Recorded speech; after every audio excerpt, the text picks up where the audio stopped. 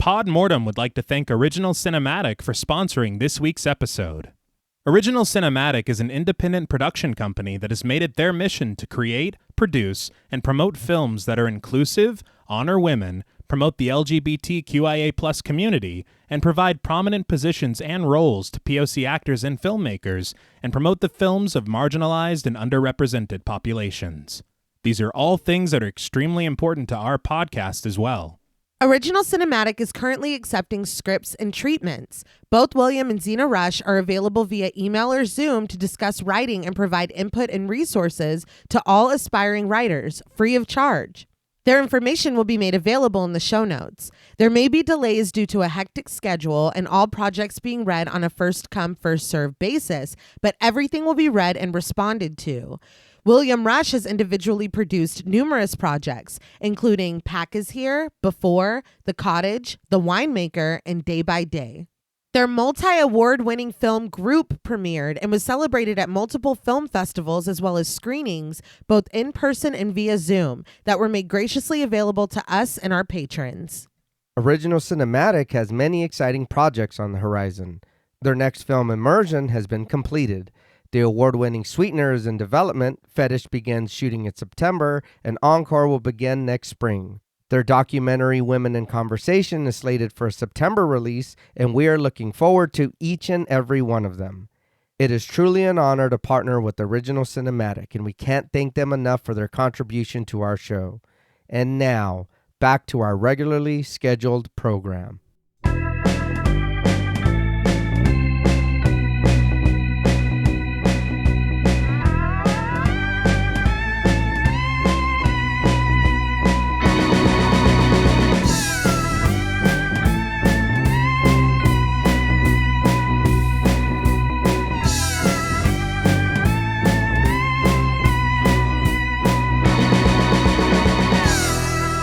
Salutations! Welcome to Pod Mortem. I'm Travis Hunter-Sayapin, joined as always by my co-hosts, my sister and my brother-in-law. Hi, I'm Reneé Hunter-Vasquez. Hi, I'm John Paul Vasquez.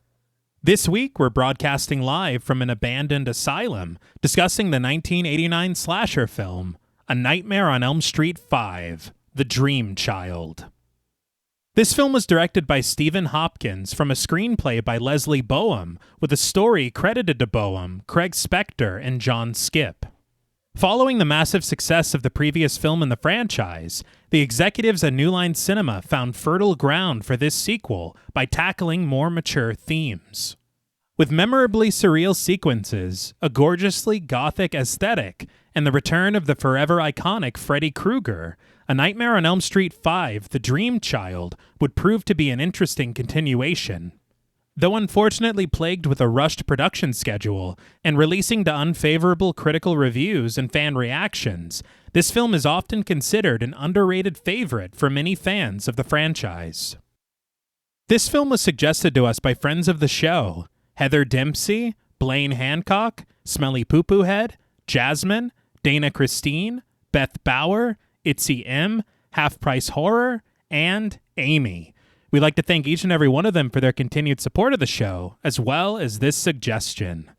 So, A Nightmare on Elm Street 5, The Dream Child. What were your first impressions on the film? So I know I watched this a long time ago. I have the box set. That was one of the few things that I still got back when I came home. And the thing that sucks was that opening the box set to look for this, I was like, oh, I have all of these. I'm That's the only movie that's missing from the whole box set is this movie. I just thought that was funny. Yeah. It is. And sad. Yeah, it is. But watching it for the show, I remembered a lot of stuff, but I forgot a lot of stuff as well. So watching it for the show, I was like, I'm just gonna, go in and it's Freddy, I had a lot of fun with this movie. I know it's not great. I know there's a bit of a rush. It feels like we're moving pretty quick through the story or what story we're given. But I really had a lot of fun with the movie. I know it's not good, but man, the effects, some of the effects they do, the practical effects, the makeup, the whatever, I was like, man, this is pretty cool. There is a story it's there, but I don't know how much I like it. I mean, and we do return to some things that we learned about Freddy, or if you know Freddy, immediately you're like, oh, that's a origin or what, you know what I mean? But that was cool, but I still feel like we could have done a little more with the things that we were given. Yeah, I agree. I hadn't watched this ever, I don't think, before I watched it for the show. Okay. And I was a little harsh on it the first time I watched it. Kind of giving it a little bit of time and thinking about it, and then rewatching it. I was like, okay, maybe I was being a little grumpy. Okay. Maybe I was also working on a movie that I really didn't care for that we haven't gotten to yet. Uh-huh. Right. But maybe that colored my perception for the day. But I think that it's what you said. It's narratively, I feel like we are rushing. Mm-hmm. And you said, T, in your intro about dealing with mature themes, and we are. Mm-hmm. Yeah. But in a way that doesn't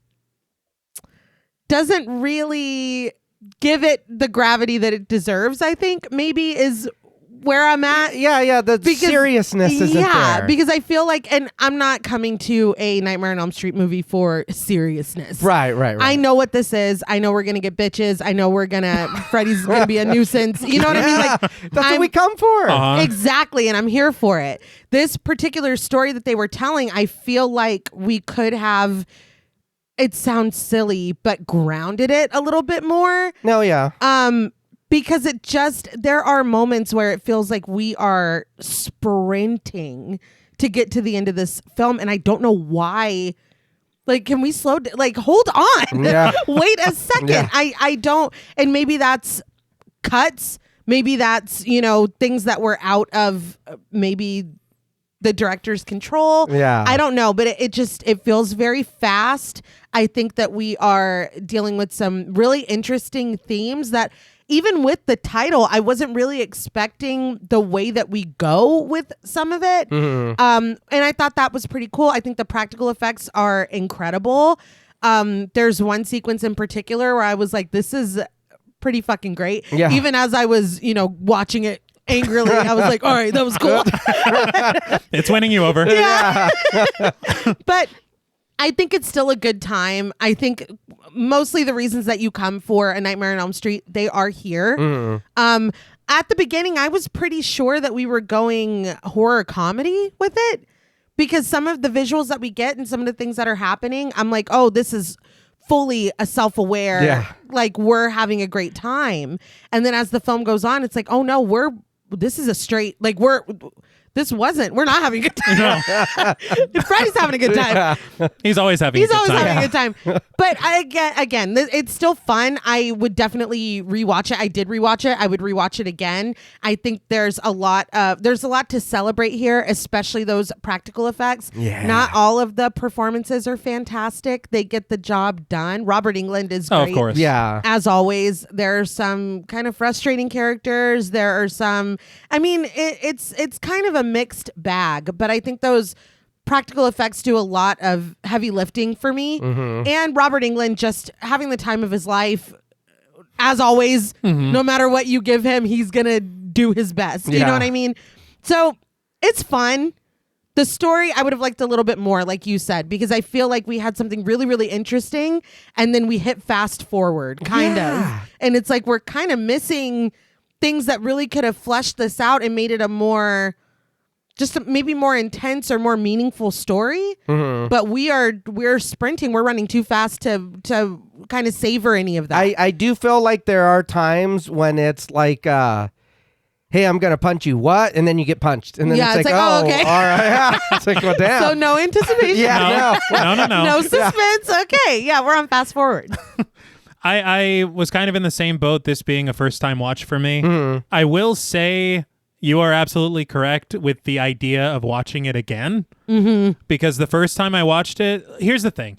I have heard all my life that A Nightmare on Elm Street as a franchise kind of hits a peak and then immediately goes downhill. Yeah. I've heard that forever, and it's kind of been this thing that I've always thought, and I've been waiting for this moment where the films start being bad. Yeah. And so watching this film the first time, because I was like, I actually liked The Dream Master. Yeah. I had no problem with The Dream Master, and that's when I thought it would happen because of how good Dream Warriors was. Yeah. Right. And then I watched The Dream Child, and I was like, there it is. But rewatching it, Yeah. I think that coming back to it, maybe I was in a bad mood the first Yeah. time. Yeah. But I did like it a lot more than I did that first time. And I'm seeing some of the things that maybe I overlooked or didn't appreciate as much that I probably should have. There are a lot of things that do work in this film for me. I think that some of the nightmare sequences are maybe some of the best. They're great. Yes. They really are. Yes. I was honestly very surprised by one in particular, the visual choices that they've made. Yeah. And the stylistic decisions and how everything plays out. I do think, and I think we'll understand a little bit more later why, it feels like the possibly, at least when it comes to violence and gore, the tamest one so far, Yeah.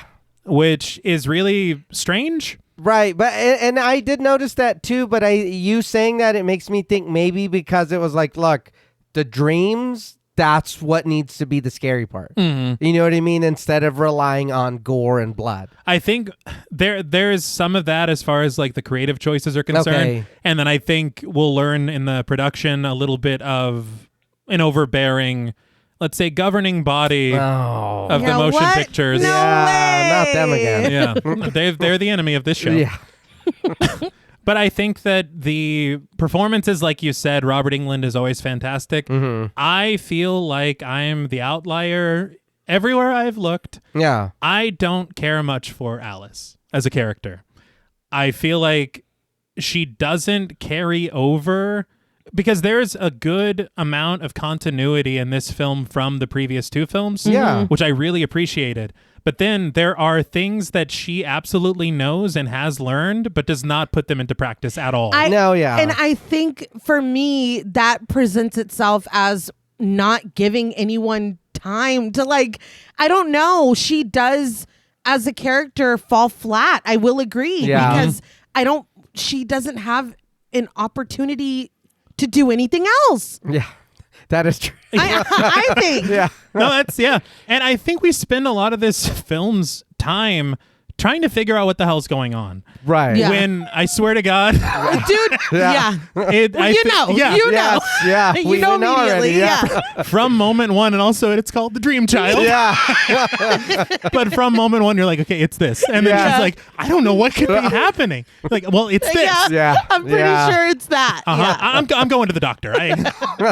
But yeah, that kind of is frustrating because again, 89 minutes of runtime, and so much of that we eventually get to the point. I think it's in the middle of the second act where it's like, okay, now everybody's on the same page that we were on when we started the movie. Yes. Yeah. But I do think that they do take these characters to some interesting places. I like some of the cast, these new additions. Me too. It is difficult with that runtime and clearly some aspects being cut that we don't get enough time to spend with each of them. Yeah. Like you're saying, where we can kind of get more into these dynamics or feel for them a bit more when things start going wrong. Yeah. I think that's why and when you get a little tropey, because you have to give your audience kind of like a shorthand to fill in the blanks that you are not giving them. Yeah. Yeah. So some of the newcomers, while I do feel are interesting, one in particular I quite did like. Yeah. Yeah. Yeah. It is very tropey because we have to rely on already established character, pieces Right. that already exist because y'all aren't gonna give it to us. You know what I mean? So we'll just make him draw a lot. Yeah. Yeah. It's like, okay. And I think another thing that really bothers me is that for all these kids and teenagers that have grown up and lived in Springwood, it take a lot of convincing. Yes, dude. Oh man. It's like, how do you not know this? I know. And it's not even like we're dealing with a new batch of children. She's like, No. this happened to me last year. Yeah. It's like, do you guys it not was remember? that. It was that. But I think that this is kind of unfairly, at least what I read from some critical reviews, it's a little unfairly maligned. I think that there is more here to appreciate than there isn't. Yeah. And I think a lot of the problems that we have with it can be explained away once I explain the production to you. Okay. That's usually how it goes. Yeah. So as is customary, I would like to dive into the production of this film before we begin our proper discussion of it. And before I do, I want to acknowledge a list of sources that I used in order to create this outline and that I will be citing throughout the episode. These include the documentary Never Sleep Again, The Elm Street Legacy, an unnamed behind-the-scenes featurette, an interview with director Stephen Hopkins in the Development Hell podcast over at Dread Central, and lastly, the production notes. Very nice. So in the year 1988, we find the Nightmare on Elm Street franchise at the height of its popularity.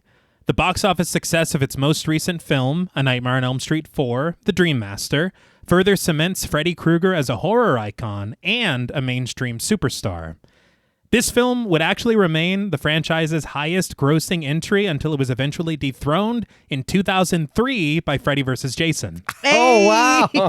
I still can't believe that's true. Yeah, that's wild. But that's true. But at this point in time, Freddy Krueger was everywhere, admittedly becoming a bit overexposed through myriad pieces of merchandise and multimedia projects, including the recent television spin-off, Freddy's Nightmares, which ran for 2 seasons on TV. Yeah. But feeling and somewhat fearing that this oversaturation might desensitize audiences to the character, the executives at New Line Cinema wanted to bring the franchise back to basics, hoping to make Freddy scary and serious again with their next outing. Okay. I understand that those were their intentions. Yeah. But I don't feel that at all. No, with this movie? Right. No. But in order to accomplish this goal, New Line executive Sarah Risher felt that it was time to tackle more mature themes through these films, coming up with a story that she thought might appeal to their growing audience. Risher hoped that the teenagers who were fans of the original might now be starting families of their own themselves. And being a new mother herself at the time, Risher felt that it was crucial for the film to deal with the topics of abortion, birth, and motherhood. Okay. That's interesting. Yeah. After working out a basic idea, New Line Cinema would have something of a cattle call, as they called it on the documentary, searching for writers specifically within the burgeoning splatter punk genre Interesting. Huh. to pitch their ideas to the studio. I know that Nay is aware of this genre. I've dabbled. I have dabbled. So it's your favorite, it seems? So what else does it All say right. on here? Keep going. Something wild that I could not confirm before I continue. Yeah. I read several times online that a few people that were offered the opportunity to pitch outside of the splatterpunk genre, pitch to write and direct this film, were Stephen King, What? Frank Miller, Oh, shit. and I could not confirm, and as a good journalist, I don't feel right saying that it happened. Right. But I kept coming across that. What? And That's really interesting. yeah, they said they both declined, but I don't have any second sources on that. Yeah. That even just as like a thought experiment, Right, what right. would that look like? Yeah. Yeah. That's fun to think about. It is. But how would Stephen King handle Freddy? Probably like Pennywise. Yeah. And then the ending would... All right. What else have you written? But after meeting with several writers, it was the team of John Skipp and Craig Spector who would initially secure the gig as screenwriters. Michael DeLuca of New Line Cinema was already a fan of theirs. I guess they had released a novel in 1986 called The Light at the End. Okay. And so Skipp and Spector thought that might have been a deciding factor in them getting the job. But the pair worked tirelessly to craft their first draft, which was called A Nightmare on Elm Street 5, The Dream Child. Okay. But they did their best to incorporate all the elements that were suggested to them by New Line Cinema. And after they had read it, they reach out to the writers and they tell them, you know, you've kind of written a Nightmare on Elm Street movie in the style of Stanley Kubrick. Skipp and Spector were like, yeah, I know. Really cool, isn't it? They said no. What? Not at all, actually. No. And that was the end of their involvement Oh, no. in the project.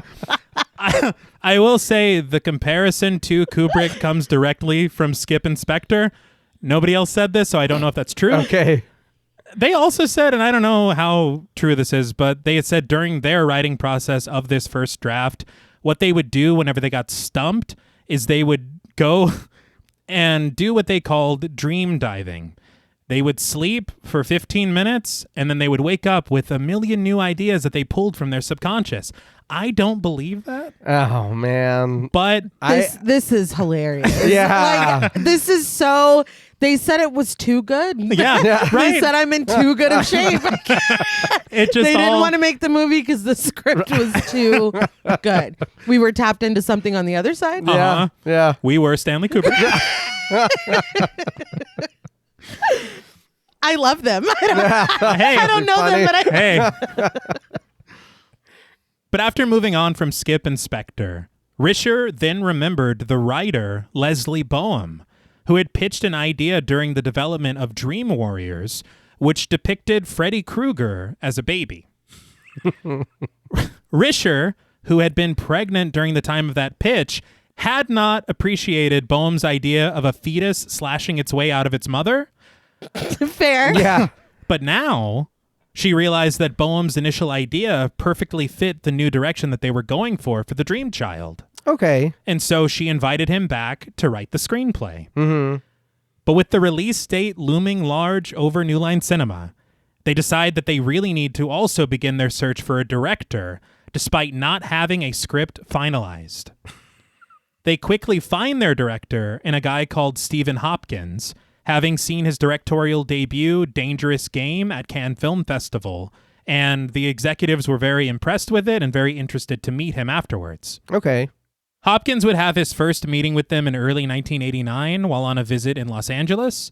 He flew back to Australia right afterward, only to receive a call immediately once he landed, with the executives asking if he could be back in Los Angeles tomorrow. Wow. So he immediately flies back, scribbling storyboards while on the plane, which he had based on pieces that he liked from the various different drafts of screenplays that he had been given at the meeting. Okay. Franchise producer Rachel Talalay was incredibly impressed with Hopkins' approach, saying that he was coming at it from an art director's point of view, with his eventual pitch at this second meeting leaning heavily on the Gothic drawings and his ideas for the dream world that he had concocted on this airplane ride. But Talalay would later admit that Hopkins entered the project with the decks stacked against him, with not only the shortest time from development to theatrical release that the franchise had ever scheduled, but what she deemed to be the worst concept possible for a Nightmare on Elm Street film. Damn. So how do you really feel? Yeah. It is interesting to note that Talalay was a franchise producer for the majority of the films, not this one. Okay. She was busy producing Crybaby. Oh, okay. Hey, hell yeah. But I believe it was her husband that took over the producing role for her on this project. Okay. She's like, that one sucks, man. Yeah. You know what it needed?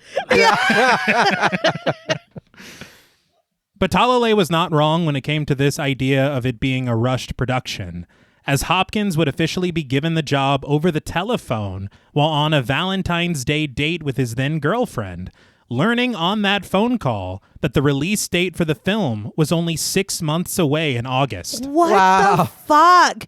Okay, the sprint Yeah. makes a little bit of sense. That really sucks too. My date, what? I'm halfway through my meal. And it's like, look, you've got to hurry. Yeah. Dude, what? You don't have time for dessert. Yeah. I've already paid the bill. Come on. Come on. So, A Nightmare on Elm Street 5, The Dream Child, would immediately enter production with an unfinished screenplay. Hopkins only given 4 weeks of prep time, and he would later reveal in an interview that throughout filming, there was never, what he said, there was never a script. Oh my God. So they didn't have that to rely upon. Rather, just bits and pieces from the various screenplays that had been written and some rough ideas for set pieces, some sequences put together by Hopkins himself, and solving problems with storyboards when they couldn't figure out exactly how to proceed. So they were just kind of freestyling it out there, or I don't. That's the way it sounds. That's crazy. But they would even bring in another screenwriter, David J. Shao, to punch up and polish the dialogue, with many actors revealing in interviews that they gave up trying to memorize their lines, as they would change so often from one day to the next. Jeez, Has there been another goddamn rewrite? It's been a while. Yeah. Yeah. But come on.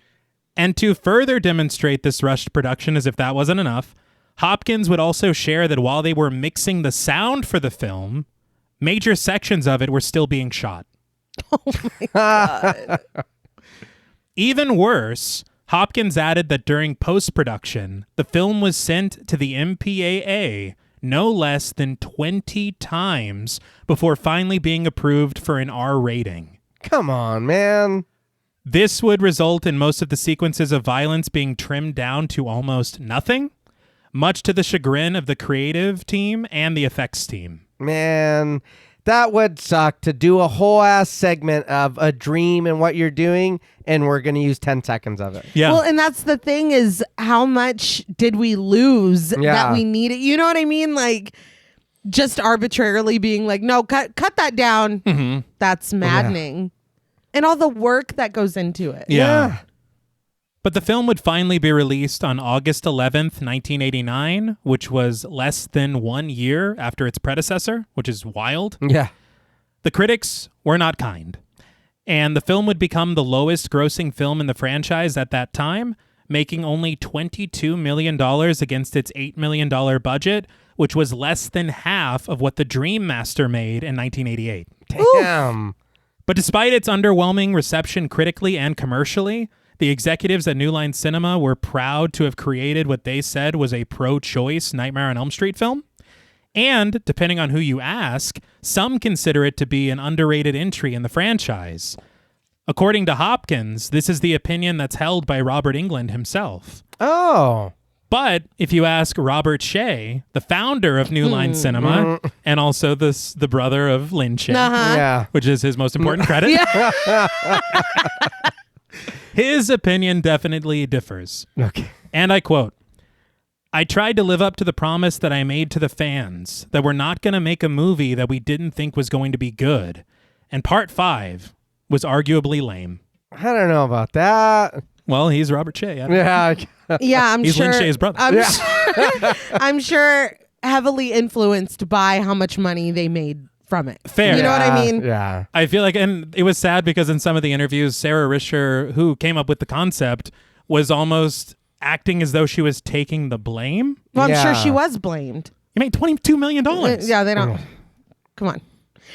When you're pushing out a movie this fast, when you have a release date before you even have a screenplay, it's all about how much money we can make from this. And so if this was your idea and we didn't make money off of it, we didn't make the money that we wanted to, yeah. I'm sure she got thrown under the bus. And she's a woman? Oh, yeah. Yeah. She had no chance. Yeah. I feel like it's a miracle that anything was made at all. Yeah.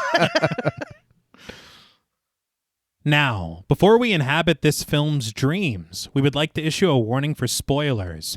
Pod Mortem is a very in-depth podcast, and in thoroughly discussing horror films, we have no choice but to spoil a thing or two. If you don't wish to be spoiled, please go watch the film, then come back and enjoy the show.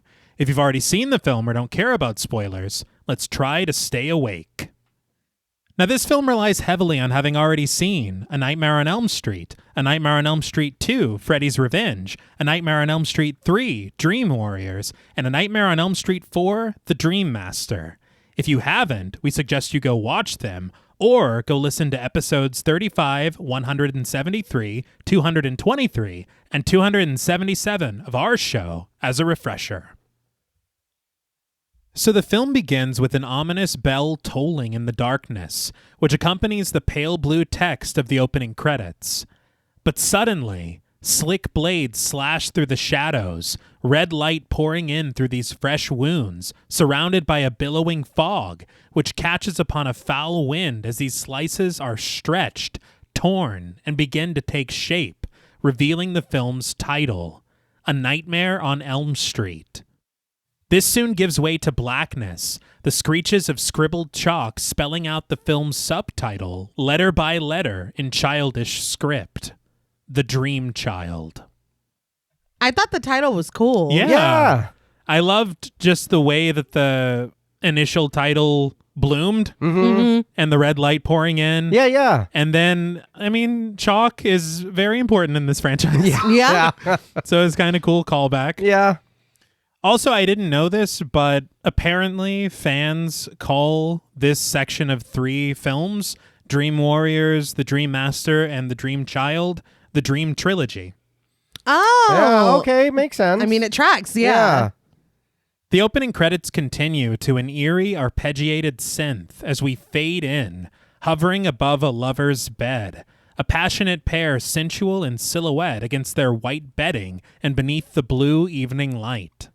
We pan across their affections, their tender and tantalizing touches, their soft and sweaty skin, the score climbing cartoonishly before slipping into something a little more sinister as it reaches a crescendo, seeming to signify the peak of the couple's intimacy.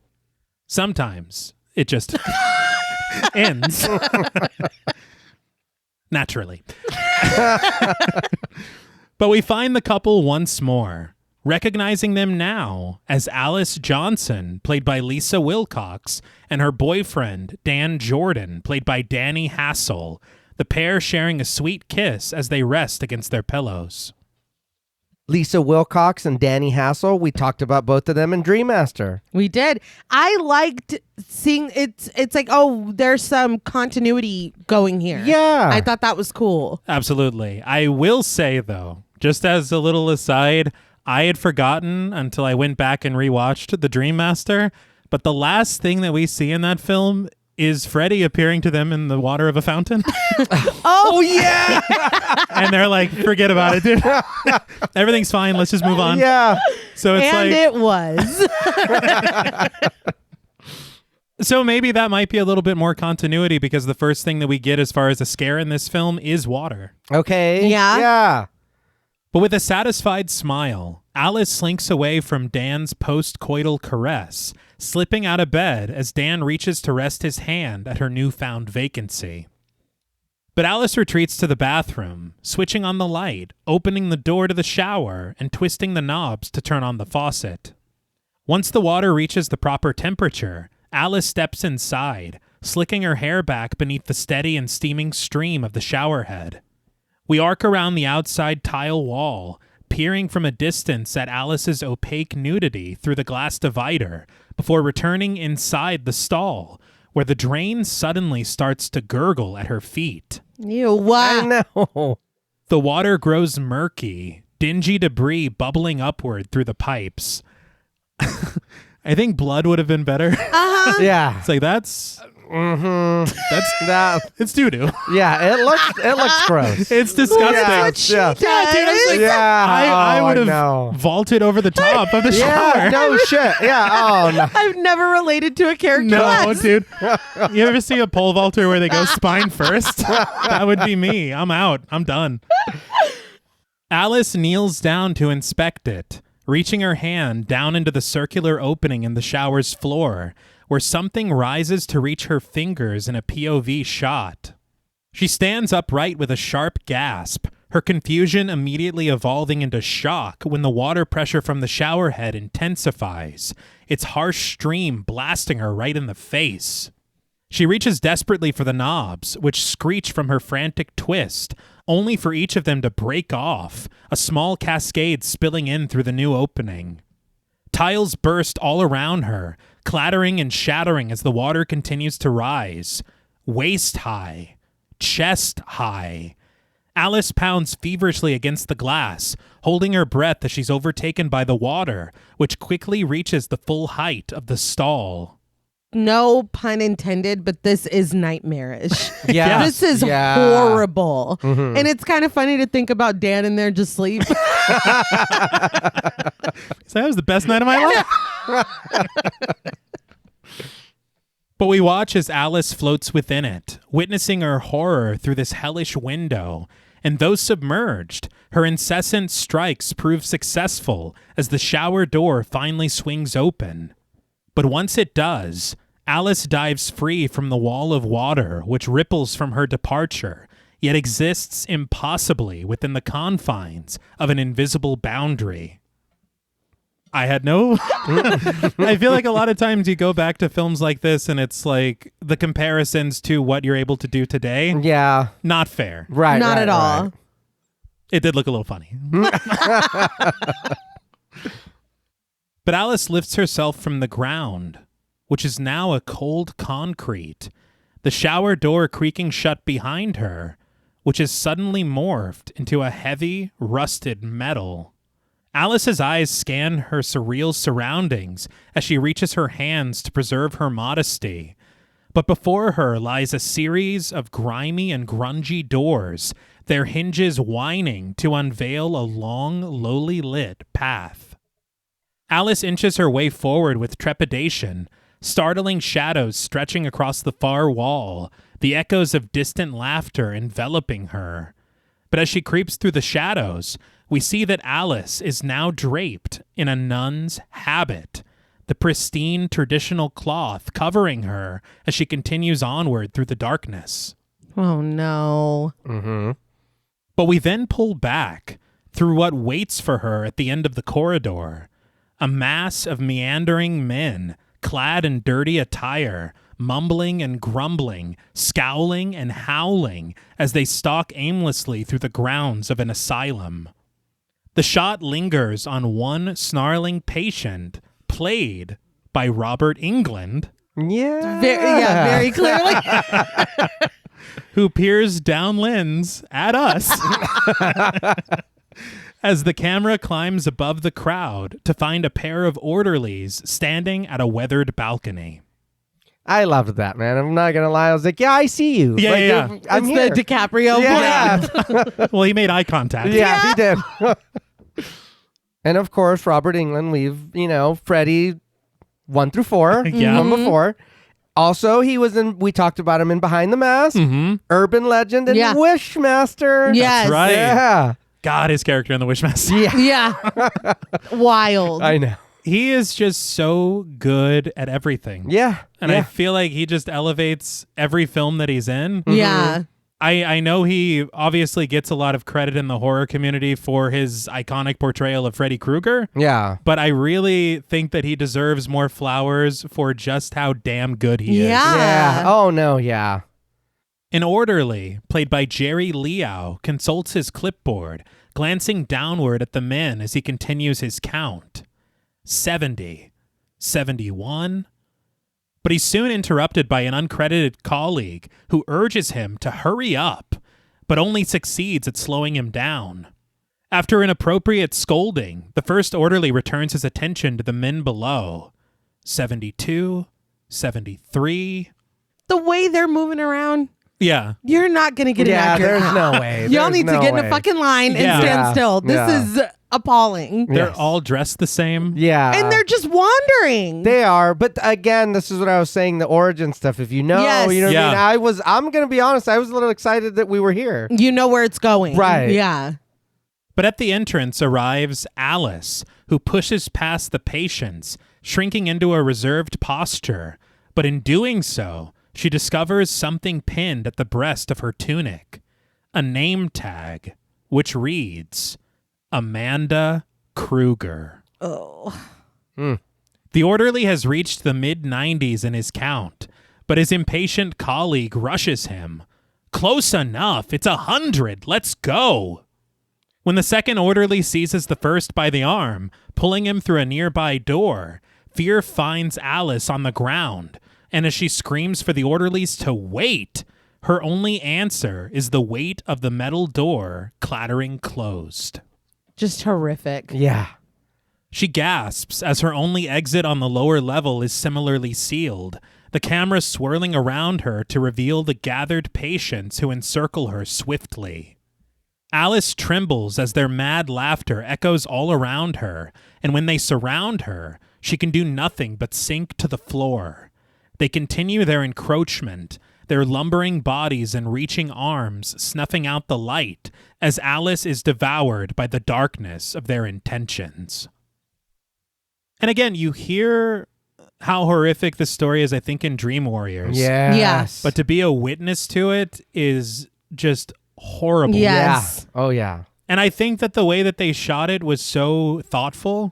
Just this enveloping of darkness. Right. And then we arrive out of the nightmare. Well, you don't need to do Of too course fucking not. much. Yeah. No. But thankfully, Alice awakens, a scream stirring her from her nightmare as she lurches upward from the sheets to Danny's understandable concern.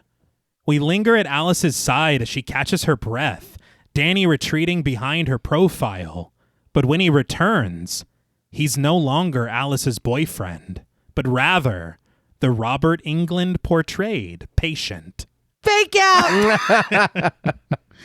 You knew it wouldn't be that easy. Yeah.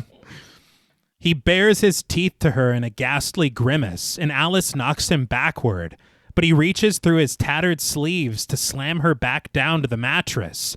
But just as soon as he does, with Alice's fearful cries reverberating, the camera pulls back sharply to reveal that her bedroom is empty, the haze of her dream within a dream dissipating as she collects herself in bed. Once she does, an ominous score follows her as she climbs out of bed, creeping cautiously over to the bathroom in the corner. Alice stands at her opened shower door, the steady drip from the faucet punctuating a moment of apprehension until she pushes past it, reaching her hand for the knob and twisting it. She breathes a sigh of relief as the warm water flows freely, the terror from her subconscious seemingly far away. I was kind of appalled that Dan just left, but like you understand why in a little bit, because I didn't know how far into the future we were going here, and I'm like, this motherfucker just he's like, yeah, I'm out, but we'll learn. It's okay. It's okay. Dan's fine. Right. I had honestly thought that it would be going a little further into the future. Yeah. I was like, he better be in there making breakfast or something. But yeah, it's surprising how little of a time jump there actually is. Yeah. But to the orchestral march of pomp and circumstance, we crossfade from the shower to the massive brick exterior of Springwood High School, where beneath a banner reading, "Congratulations, graduates," Dan ascends a bronze statue of an eagle to proclaim, "As adults, we must now prepare for a new life outside this wonderful environment known as Springwood High." He pops on a pair of novelty glasses with fake eyes in the lenses, like the ones Homer wore during jury duty. And he declares, "So let's blow this pop stand." He leads the crowd of graduates in tossing their mortar boards, the other students uproarious in their delightful agreement as Dan dives down to join them. Is he the valedictorian? He's something. He's everyone's favorite. Like, shut up, egghead. Dan speaking. It's like he doesn't get a stage. No. But through the crowd, Greta Gibson, played by Erica Anderson, spots Alice along with Yvonne Miller, played by Kelly Jo Minter, standing nearby. Erica Anderson. She was in 3 episodes of Twin Peaks. Hell yeah. Oh. And Kelly Jo Minter, she does have a credit in The Lost Boys. All right. Oh. So I was unsure if we did mention her I then. think we did, yeah. Okay. I see her in my mind's eye now. Right. And I do too, but I'm going to go ahead and give her credit anyway because I don't remember if I did then. But she was in Mask in 85, The Lost Boys again in 87, and The People Under the Stairs in 91. Huh. Nice. Yeah. She's a great addition. Yes. I think that I just want more of her. That Yeah. and she's a little frustrating. She is. She is frustrating as the film goes Yeah. on. But I do appreciate that there is some kind of conflict or disagreement in the narrative. To an Okay. extent. Yeah. But that does go back to what I had said earlier. It's like, you never heard of this guy? Exactly. Greta calls out to her friends under the watchful and judgmental eye of Racine Gibson, her mother, played by Pat Sturgis. The teens exclaim excitedly to each other, slapping 5 as they cheer for the end of their high school careers. But Yvonne takes notice of Alice's glum expression, urging her to smile. Alice just laments that she had kind of a long night. Yvonne wonders if Dan is keeping her up again, ribbing her that she better put a lock on that window. And Alice finally offers her friend a smile, but counters that the Dan part was actually nice. Breezing past this completely, Greta is far more interested in her graduation garb, draping the gown over her cap and suggesting that these things are kind of nice. As she strikes a pose, she asks her friends what they think. Yvonne suggests that Greta kind of looks like a nun. Please don't joke about nuns right now. Not today, please.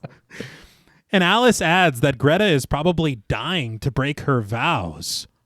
With a mock Southern accent, Greta concurs, "Find me a man." I was like, I don't get that. But so maybe it's a reference to something. I wasn't alive in 89. Yeah. I don't like the fact that she did that nun thing and Alice is all laughter. Fine, and, yeah. Yeah. I really wanted her to kind of have even just a small reaction. Yeah. Okay. I thought this was all very funny. I was like, what It's the fuck? really chaotic. It is, this whole it is. scene. But this is when Mark Gray, played by Joe Seeley, sidles up to Greta, all smiles beneath his shades as he compliments her look as fabulous. Greta isn't about it, though, wondering if she has to spell it out for Mark. And Alice supposes that maybe God is trying to tell her something. Mark concurs, asking, "Yeah, when are you going to run away with me?" Greta suggests maybe in the next life. But what Mark is holding in his clutches can no longer be ignored. It's a swirling red and white lollipop with blue candied cursive at its center, which reads, "Lick me." When Greta asks what it is, I'm just like, it's pretty clear. Yeah. Mark answers that it's his undying love and offers her to have some. As he takes a lick, the girls laugh, but Alice tells Mark that he should give it up. It's hopeless. Mark, however, is certain that he's starting to wear Greta down. He lifts the lollipop to her, but before she can have a taste, the stern scolding from a distant Mrs. Gibson cuts through the crowd. "Greta, that's not what a cover girl puts in her body." I struggle to identify the true villain of this film between Greta's mother and Freddy Krueger. If I'm being honest. No shit. She's fucking vile. Yeah. Greta curses as her mother stares at her unblinkingly, and Yvonne can't help but snark. She read you. I was like, did she? I know. She abused you. I don't think that's right at all. No. But Mark just wants to know where the party is tonight.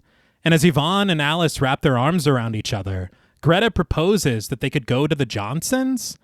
But Alice puts the kibosh on that immediately. Her dad's got this thing about drinking in the house. Mark is emphatic that they've got to do something, and Yvonne seems to have the answer. She's got swimming practice until 6:30 p.m. tomorrow, which means that they're going to give her the keys to lock up after she's done. This prompts the entire group to gush. Pool party! I was like, you have swim practice after graduation? Yeah. What team is this for? The Olympics. It's like, it's unrelated. They're letting us... Yeah, but it's like, this is the last time you're ever going to be given those keys. Yes, dude. That's what I was thinking. I mean, like, I get it. You got a place, but we're really going to bring all these underage kids to come drink in this pool or establishment wherever we're going. Absolutely. She's like, we only need it one more time. Yeah. Alice's excitement evaporates, though, when she realizes, damn it, I have to work tonight. It's like, I thought it was tomorrow that you were having the pool. Oh, that's yeah. I was just like, damn, they couldn't give you off for your own practice. But Mr. Gray, Mark's father, played by Clarence Felder, calls out to his son, interrupting their party plans to tell him that it's picture time. He cackles, "Come and get immortalized, parents and brats." But only our small group. Yeah. I'm like, is this a graduation class of like 8? I don't know. Yeah. Like, we're not paying any extras. Mark mocks his father's laughter as Mrs. Gibson reframes the same request for her daughter. "Greta, picture opportunity, dear." Greta similarly snarks her mother with a proper impression. "I have to go gnash my teeth for the paparazzi." A downcast Alice excuses herself from the group, allowing them to take the photo with their parents. She inexplicably clutches an airline ticket in her hands, which is wrapped in a bow. But we'll get to that. We will. Because when we find her again in a wide shot, the ticket has transformed into a pair of sunglasses. You got some dream logic going on here. Sprinting. But out of nowhere leaps Dan, startling the hell out of Alice with a warm greeting. Alice catches her breath, urging Dan not to do that. He apologizes to her, hopeful to smooth things over with a gift. And from behind his back, he reveals his present to her, Alice quite excited at the mere sight of it. "You got the tickets!" And Dan did, though he says that they're coach seats, but Dan smiles that the plane still stops in Paris. I have to say, I personally think flying anything other than economy or coach is a scam. Like, I have priced airline tickets quite a few times, and sometimes a first class ticket is like $4,000. Jeez. It's like, why? Yeah. What are we doing up there? We'll never know. Yeah. It's not for us to know. But Dan adds that it's going to be a great summer. Alice suddenly grows somber, though, as she offers her half-hearted agreement, and Dan takes notice of this, asking his girlfriend what's bothering her. Alice insists that it's nothing. It's just that she didn't see her dad at the ceremony. Dan is sure that her father will show up, but sensing something deeper, he asks Alice to tell him what's really going on. Alice reveals that she had one of those dreams last night. Dan hesitates a moment before asking, "About him?" Alice answers, not exactly, but it just felt like she wasn't in control for the first time since all of this happened. I mean, it was about Yeah. Very clearly, the name tag said Kruger. Yes, yeah. And that was Robert Englund. You saw. Yeah, we all saw. Dan reaches a caring hand to hers, bidding her to listen. He posits that if Alice doesn't dream him up, then he can't hurt her or anyone else. Remember? Alice agrees that Dan is right, and Dan is relieved to have cheered her up. He tells her that he loves her, which Alice reciprocates, and as soon as he leans in for a kiss, the pair are interrupted by the arriving Coach Ostro, played by Don Maxwell, and Mr. and Mrs. Jordan, Dan's parents, played by Bird DeBenning and Valerie Armstrong. Mr. Jordan compliments Alice's appearance, which Alice appreciates, as Mrs. Jordan offers her son a sweet kiss on the cheek. Mr. Jordan introduces his son to Coach Ostro, the coach smoothing his lapels with his many ringed fingers before he reaches his hand to shake Dan's. Mr. Jordan boasts, "Finest quarterback in the state." He fixes Dan's tie, explaining to the coach that you know what they say, this boy feels the need for speed. They always say that. Ostro acknowledges, "So I've heard." But Dan just asks if they can get into all this later. Summer's just starting, after all.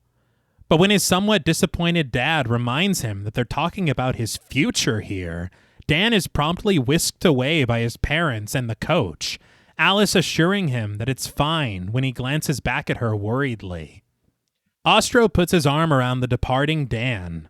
"We take care of our boys. New cars." I was like, that's got to be illegal. Damn. Yeah.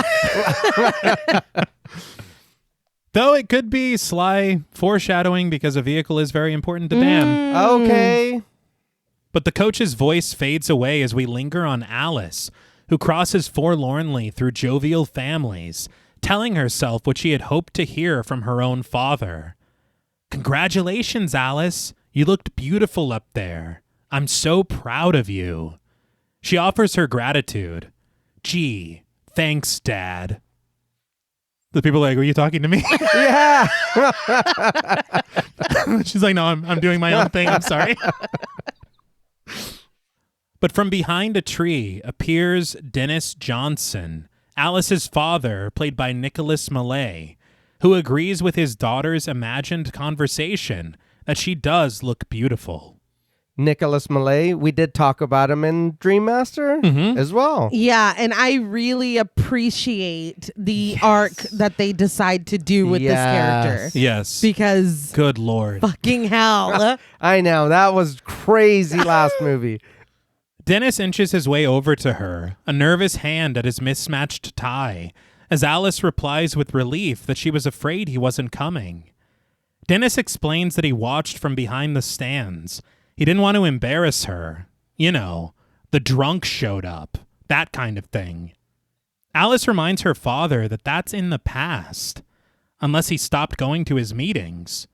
But Dennis promises that a deal's a deal. Again, this is great. Yeah, I'm glad that we have this. Mm-hmm. But Alice then gets an idea, handing a camera back to her father, a gift that we never saw him give to her. As she guides him through the crowd to take a picture, despite his worries that he doesn't take very good pictures. So this is, again, one of the things that I kept running into in my research is this graduation scene was cut down by a lot. Oh, really? Yes. I wonder if that's why it does feel so chaotic. Yeah. Because I guess there are more meaningful moments where he gives her this camera. Okay. I guess they talk about it. Yeah. The moment with her and Dan was a little bit longer. The moment with her and her friends was a little bit longer. But I think that, at least from what I gleaned, because a lot of the sources weren't very clear as far as the information was concerned, it seemed to be that they cut it down for pacing. Okay. But I feel like having those character moments would only enrich moments later because we know these people more. Yeah. But the group gathers beneath the graduation banner, struggling to settle into proper positions and poses for the photo. Mrs. Jordan attempts to help Mrs. Gibson with lipstick on her teeth, which Mrs. Gibson doesn't appreciate, retreating over to reluctantly stand between the eager Mr. Gray and Yvonne's uncredited father. Firstly, you saying Mr. Gray, I can't stop thinking about Dreamcatcher. Secondly, what is her problem? Please tell me if I have lipstick on my teeth. Yeah, I was wondering why she was mad. Yeah, because she's perfect. Yeah. Like she's... Like what, it's impossible that I have? Yeah, she's fucking annoying, dude. You really don't like I don't like her. The Jordans strike a pose next to them with an uneasy Dennis between them, and an out-of-place Coach Ostro taking a seat at the center of the frame. I know. The graduates stand to the left, Mark lifting Yvonne into his arms as he glances playfully over his shoulder to a smiling Greta, a novelty sunglass-wearing Alice to their right, with a grinning Dan towering over them all from behind.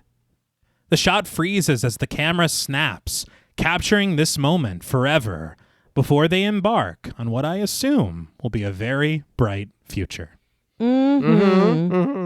I thought this was funny. What is the coach doing there? Let me take a picture with my friends first, then we can take a picture. Because it's like there's two different pictures happening, and they're just taking it of all of them. Or the coach could say, I'll do it. Yeah. No, he could. I'll take the photo for you. Instead, he's like, I'm obviously the star of this. But sometime later, in the parking lot, Dennis passes by a smooching Alice and Dan, a clear of his throat alerting them to his arrival and prompting the pair to part. Dan asks Alice to call him when her shift ends, and she promises that she will, before Dan offers a firm handshake to her father. He jokes, "Don't worry, I'll have her home by August." When Dennis doesn't bother to crack a smile, Dan adds that he's just kidding. The couple gives their goodbyes to each other, Alice then turning her attention to her father, thanking him for everything. Dennis gives an appreciative nod before asking if she's sure that she doesn't want to ride to work, and Alice is sure, it's just across the park. Dennis accepts this, gathering her cap, her gown, and her diploma to place into the car, and telling his daughter to have fun tonight. She probably should have gotten a ride. Yeah. But we then find Alice through the greenery as she jogs through the park, crossing right in front of a swing set, the kids who occupy its seats apologizing to her when she gets right in the way of their path. It's like, you should be... Yeah, she got in front of the... Yeah, what the hell? But through a crowded jungle gym, Alice spies a startling sight from a distance. a group of children, similarly dressed in white garments befitting of another era. The girls in white dresses skipping rope, and a pair of boys tossing a ball back and forth as we join their unnerving song, already in progress. Well, this isn't good. Yeah.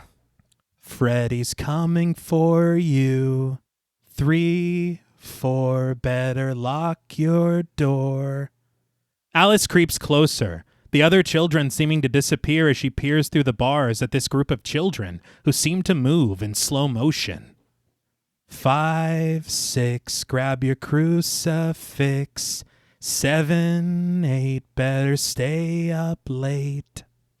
A bell tolls in the score, eerie sounds surrounding Alice as she rushes after the children, following them through the underbrush and into a clearing, where she finds a single little girl, played by Marnette Patterson, who now sings alone, switching up the lyrics in an ominous alteration. 9, 10, he's back again. Well, there you have it. Yeah. Well, there it is. Alice is like, he's probably talking about someone else. I did laugh out loud when the other kids were like, oh, we're getting the fuck out of here. Wow. They have more sense. With good reason. But the shock racks focus to find the pursuing Alice, the camera rising above her as the little girl disappears into the greenery, and the long shadows of the forest crawl across the grass as a billowing fog envelops Alice. We swirl around her, only to settle on a large stone staircase that has suddenly appeared before her. And to a sting in the score, Alice discovers a nun standing at the center of the steps in her white habit. She climbs the steps after the nun, calling out to her, as the entirety of the asylum is revealed in a wide shot. Small golden lights flickering in its small windows, its various pointed spires stabbing sharply into the black clouds, all under the watchful eye of perched gargoyles. This looks amazing. Oh, yeah. I do want to say, though, this is completely Alice's fault because she didn't have to follow them over there. No, she she really didn't have to. She's like, I need to go to work. Yeah, she was. She was on her way to work. Why'd you stop? I do not know. I did read that these stairs that we see are actually stairs that are at UCLA. Oh. And so the gothic-looking asylum in the back, I can only assume is a matte painting. Yeah. I never got confirmation if it was a matte painting or a miniature. Okay. But it does look flat. Yes. It looks fantastic. I was going to say, it looks cool, though. But the nun rushes inside, a harsh and haunting organ greeting Alice as she makes her way to the door, the shot dipping down from a tearful angel carved out of stone to find her at the front entrance. So this gothic aesthetic of the asylum was entirely the idea of Stephen Hopkins. And I think that it's such a good choice because it gives this place so much character. Yeah. He had said that Robert Shea was, and I couldn't tell because he told the story twice in different interviews. One was more jovial and the other was acting as if Shea might have been a little annoyed. Mm-hmm. And he's like, well, yeah, of course. You're coming over here and doing this gothic aesthetic like something out of the Hammer horror or something. And it's like, it looks great. It does. I don't see anything wrong with it. I honestly, flat out, I know that we've been to this asylum before. Mm-hmm. I don't remember what it looked like. Yeah. I remember what this looks like. Yeah. Yes. Yeah. It stuck with me. Mm-hmm. We have been to the asylum before, haven't we? Yeah. Because I know we've already learned the origin story. That's what Yeah. So like we had to have shown something. Right. I'm like, it can't be that unmemorable for me. I was like, maybe I'm wrong. I don't know. Yeah. But Alice creeps inside, a long corridor stretching behind her, its overhead lights swaying from a gust of unearthly air as she continues in the opposite direction. Overcoming her bewilderment, her slow steps carry her through the hall, past the rusted and dingy doors of the patients' rooms, but something creaks by at the other end of the corridor, and through the bars, Alice sees it. It's a weathered baby carriage, its black cloth torn and tattered as it rolls to a stop at the bottom of a staircase. Alice makes her way past it without much thought to follow the nun up the steps, only to immediately double back to go take a look at the baby carriage again. She's like, hold on. Yeah. Did I see what I think? But once Alice reaches the second flight of stairs, they suddenly give way beneath her feet, and she crashes through them to find herself laying flat against a gurney, pushed through a drab hallway by an orderly played by Michael Ashton. She glances around fearfully, the bright light swaying above her as she shields her ears from the surrounding sounds of madness, a shriek escaping her as the orderly makes a sharp turn, wheeling her into a poorly maintained operating room filled with various members of the staff. A terrified Alice is held down by the delivery nurse, played by Roxanne Mayweather, as the delivery doctor, played by E.R. Davies, which I thought was pretty funny because he's a doctor, leans in to soothe her, assuring her that there's nothing to be afraid of and directing her to do exactly as he says. Alice lurches up from the gurney with a scream, an uncredited nurse leaning over to the doctor to whisper something to him. And though her lips don't move at all, the doctor nods his head in understanding. We pan across the gathered staff, past the nurses and the orderlies who hold her down to the gurney as she struggles against their grasp. But through the crowd, we find Alice, and we realize that it isn't her that's being held down to the gurney anymore. It's Amanda Kruger, played by Beatrice Bopel, who clutches her pregnant belly, begging Alice for help as she cries that it's happening again, pleading with her not to let them do this. The doctor, with his whites now stained red, instructs Amanda not to panic, and reaching his hand beneath the hem of her gown, he explains that they have a breech birth here. It's backwards. Amanda clutches the hand of a nearby nurse, pained cries tearing through her as the doctor notes that he's going to have to turn it around, instructing Amanda to take a deep breath and to push. Amanda does as told, the score rising dramatically as she follows the doctor's orders. Amanda pushes and pushes, and a loud squelching sound is heard, the doctor's face twisting in horror as he glances down between Amanda's legs with a fearful inquiry. What is it? The nurse steps away from Amanda's side to grab hold of her child, and rather than answering the doctor's question directly, she turns her attention back to Amanda, offering that this is one of God's creatures, and that she must take solace in that. Her gown now soaked crimson and her face slick with sweat, Amanda rises from the gurney to refute this, screaming that this is no creature of God. Alice backs away in revulsion as the blanketed baby writhes within the nurse's arms, Amanda crying out for the nurse to give him to her, to not let him get away. But the baby leaps from the nurse's arms, tumbling to the floor below where it rises out of its wrappings, appearing quite familiar. Yeah. Yeah. When it reveals its large, scarred cranium and bulging eyes, which set their sights on Alice. The baby charges for her, but Alice too fasts right out of the way, and the creature bursts through the doors, scurrying off into the darkness on the other side. I can't stand this baby. So it's hilarious. Yes. That's why I thought, oh, this is going to be funny as hell. Right. Because what the hell is that? Even if it's What is not, that I thing? think it's very funny. It I is. love it. It is. That's why when there's kind of this tonal shift in what's going on, I was like, oh, we weren't.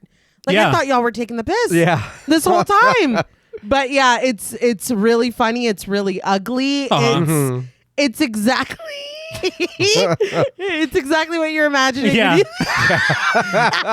Picture of Freddy baby. Yeah. And that's.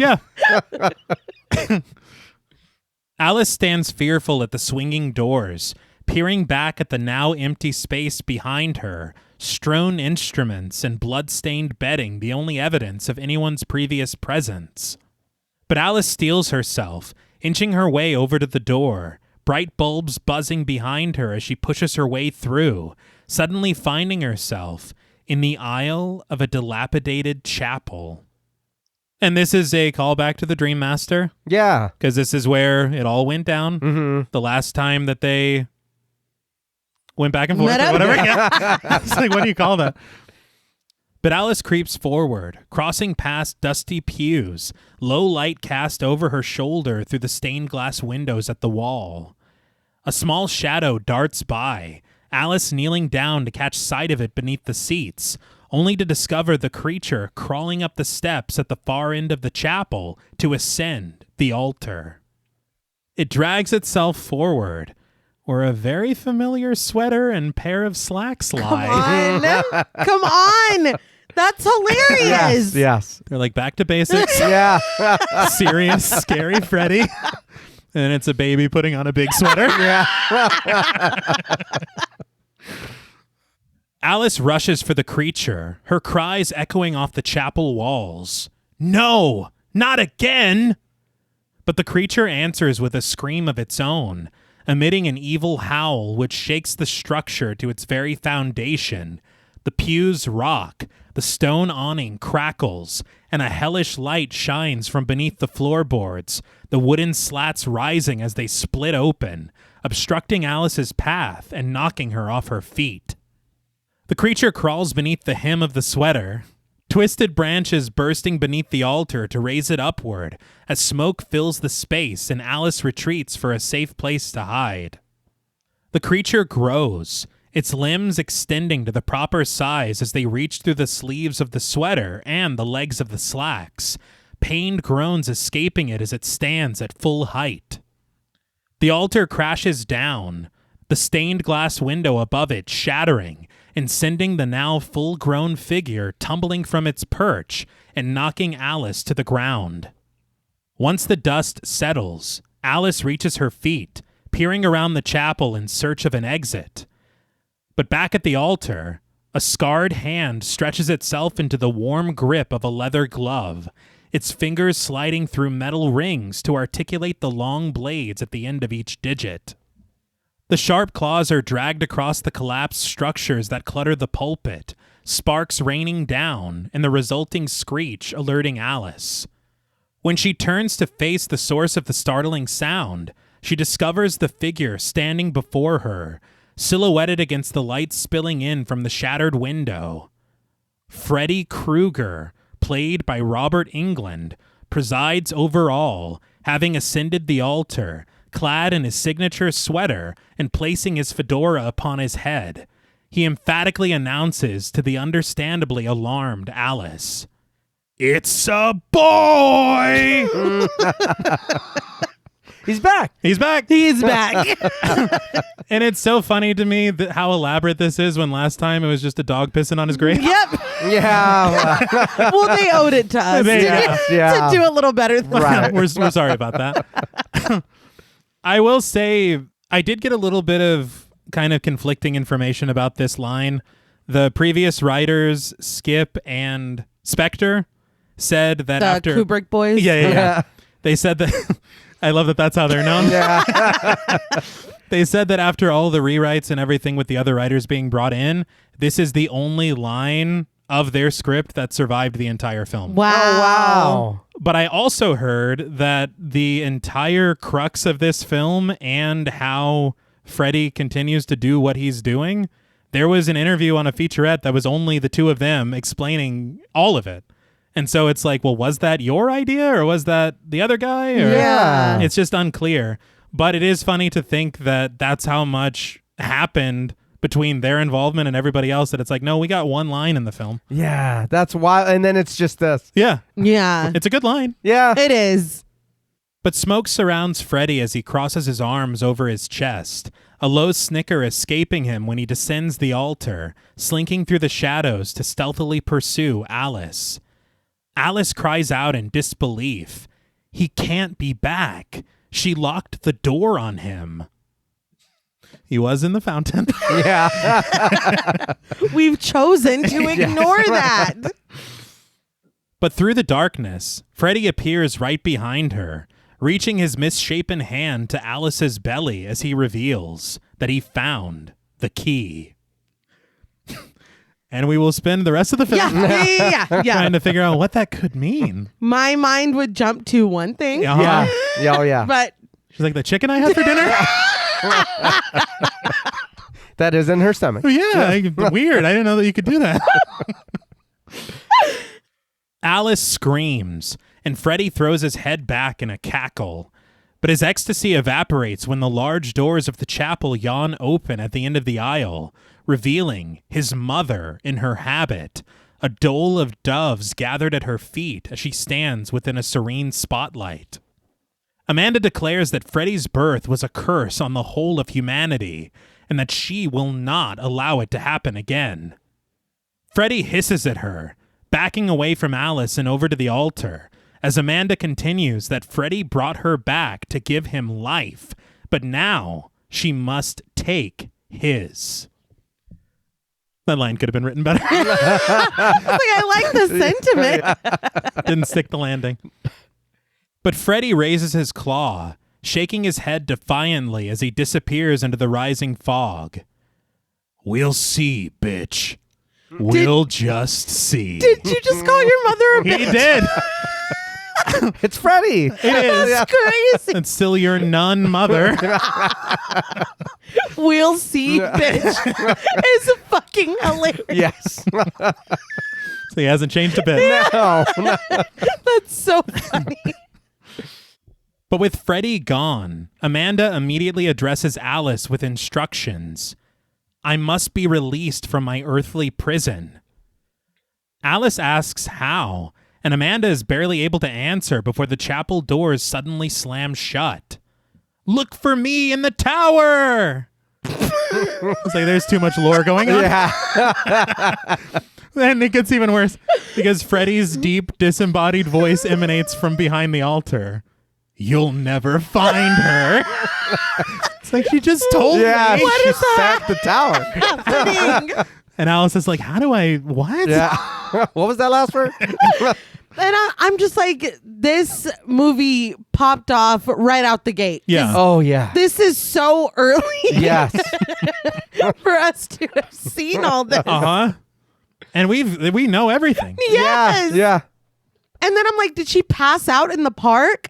Watching yes. this, I'm like, Oh, what yeah. happened? I thought the same thing until we find out. Right. Yeah. Which to me still isn't enough. No. But Alice pushes through the doors at the end of the aisle, which now reveal the empty, crave-in diner. Checker-patterned walls, buzzing neon signs, vacant booths, and the vacant bar. And as we arc around the diner decor to rediscover Alice, who stands perplexed, a hand reaches for her from behind, cinching her at the shoulder with a musical sting. But when she turns around, she finds Anne, played by Beth DePady, who's dressed in her server's uniform. Alice clutches her fast-beating heart, struggling to find her breath as she rejoices at the sight of Anne, sharing that she's so glad to see her.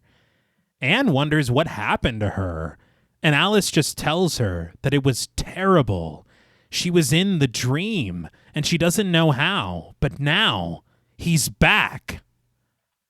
An irritated Anne doesn't want to hear it, though, throwing an apron to Alice and lamenting that she thought she was dead. Alice is 4 hours late. Woo! Damn. I don't want to hear what the fuck you have to say. No. Yeah. That's crazy. 4 hours? Yes. I already worked my shift and I'm stuck here for yeah. She's being nice, actually. And just, I love the set piece of this diner. I just love a diner. Yeah. I really enjoy it. I was glad because it was one of the cooler things about the previous one. Yeah. I was glad they brought it back. Yeah. I will say, to Nay's point earlier, then what the hell happened? Because that means that I guess she sleepwalked? I don't know. What was she, asleep by a tree for a while or what? Like, I don't know. I think that's one of the things that's confusing about this film because we do kind of understand later that it kind of has nothing to do with Alice. right, Yeah. right. But right now. then, yeah, right now, but also what are you doing during this time? Yeah. Yeah. Are you just standing there? Are you on autopilot?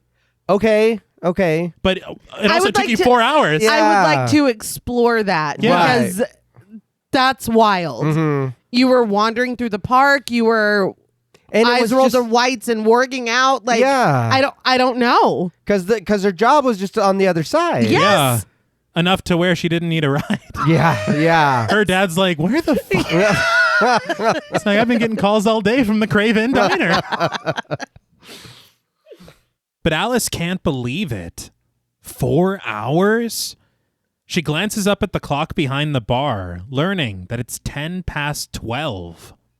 But Anne makes her way behind the bar, angrily zipping up her purse as she comments that she wishes she had a prescription for whatever Alice is on.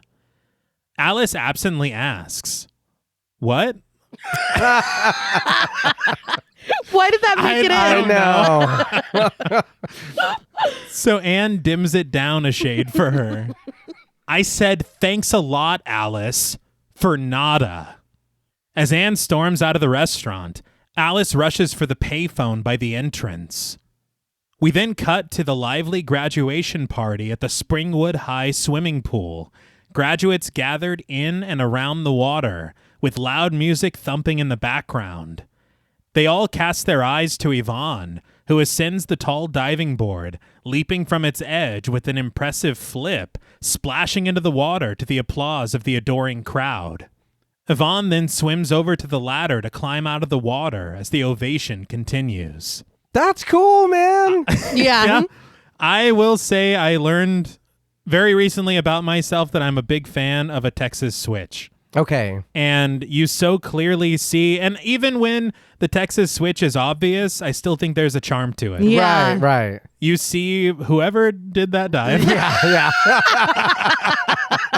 going into the water, but we never break the shot. Right. And then we just see her climbing out of the thing. It's fantastic. Yeah. I love it.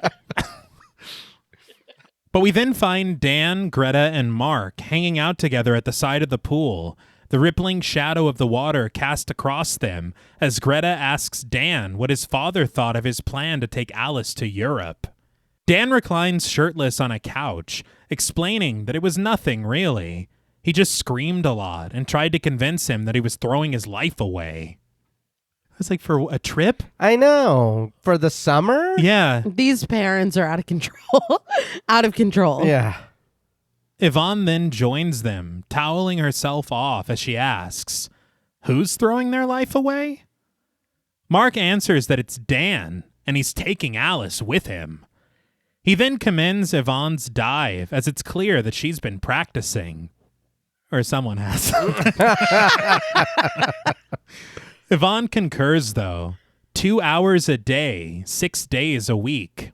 We get this, and again, whoever did that, it was impressive. Uh-huh. But you have this, I kind of like, this is really cool, but do we ever come back to that? There's a little something. a little, Yeah. a tiny. We definitely could have done some more. Right. With the emphasis that's placed on this. Right.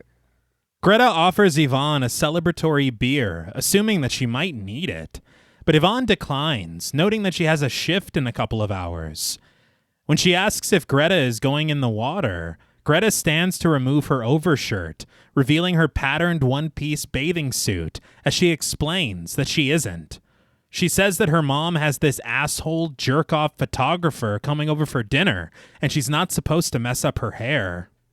Dan wonders if Greta ever gets sick of her mom trying to run her life, and after a moment of reflection, Greta admits that she does. But Yvonne seems to have the antidote. Don't let them. Dan agrees sarcastically. Yeah, no problem. But Mark backs Dan up, commenting that sometimes he feels like he's living with Melicertes. This prompts a chorus of, "Who?"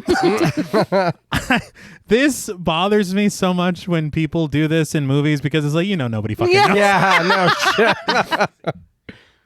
Scribbling a sketch with black pen depicting a masked character blasting some poor soul with a revolver, Mark reiterates, Melicertes. He's this ancient guy that Mark read about who killed his kids because he didn't like the way they were running his kingdom. Greta plays with Mark's hair, leaning in to tell him that he's really weird. It's like, why? Thank you. But shaking off the shackles of their overbearing parents, Mark reaches for the bottle in front of him and offers a suggestion. Screw 'em. Open the champagne. Let's have a party. And though Yvonne and Greta are very much in favor of it, Dan puts a damper on their good time, reminding them that the champagne is for him and Alice for later. I don't know why he brought it in here. No? Yeah. To show that everyone can't have it. Yeah. But this felt like a little Breakfast Club moment Okay. where they're like, venting about their situations or whatever. Yeah. And Dan's like, well, I could tape all your buns together. Your attention is for shit, So this is getting serious. I'm uncomfortable. Mark sets the champagne back down on the table, but right in front of them, an uncredited young woman reaches out of the water to pull herself from the pool, but her palm presses down on a discarded beer bottle, shattering it and cutting her hand open. How? I know. That was a lot of force, or a lot of pressure. It was too much. It's like, I'll help you out of the pool. Yeah, no shit. The concrete's cracked. It's like, God damn, Sarah. I'm responsible for this. You're not supposed to have glass containers. Yeah, that's right. By the pool. Yes. The young woman surveys the wound, watching as the blood trickles down her wrist, a sight that clearly rattles Mark. As Greta kindly puts her hand over his eyes, he grimaces that he could have gone all night without having to look at that. But Greta can't help but comment that it's really strange that all of Mark's comics are loaded with blood and guts, but that freaks him out. Dan concurs. It's just a little blood, guy. And Mark knows that, cursing Dan as a big dumb jock, which inspires a chuckle from his friends. Relax, guy. Yeah, what the fuck?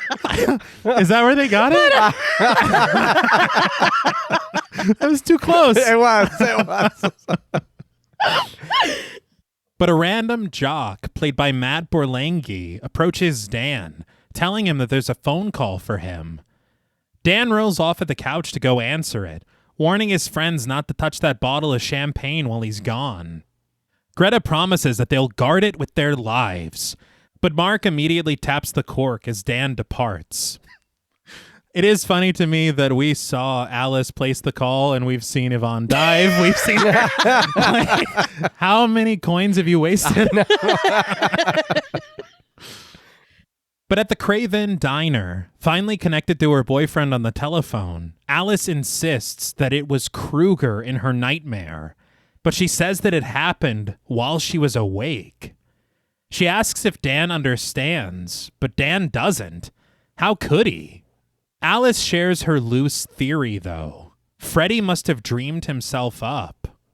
She tells Dan that she's scared, and Dan assures her that he's on his way, with Alice just asking him to hurry.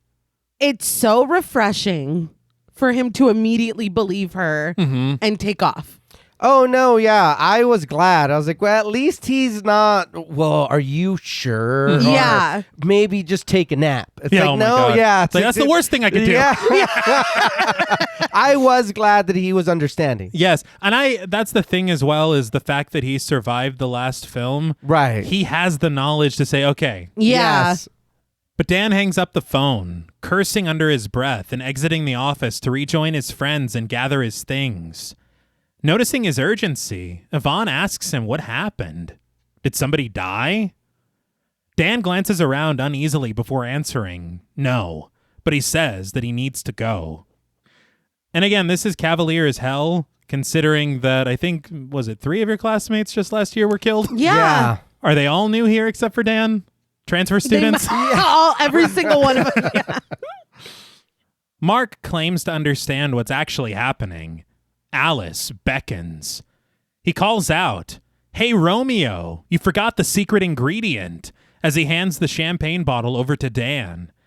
Dan snags it, rushing off to Mark's commentary. There he goes, the fastest man on 3 legs.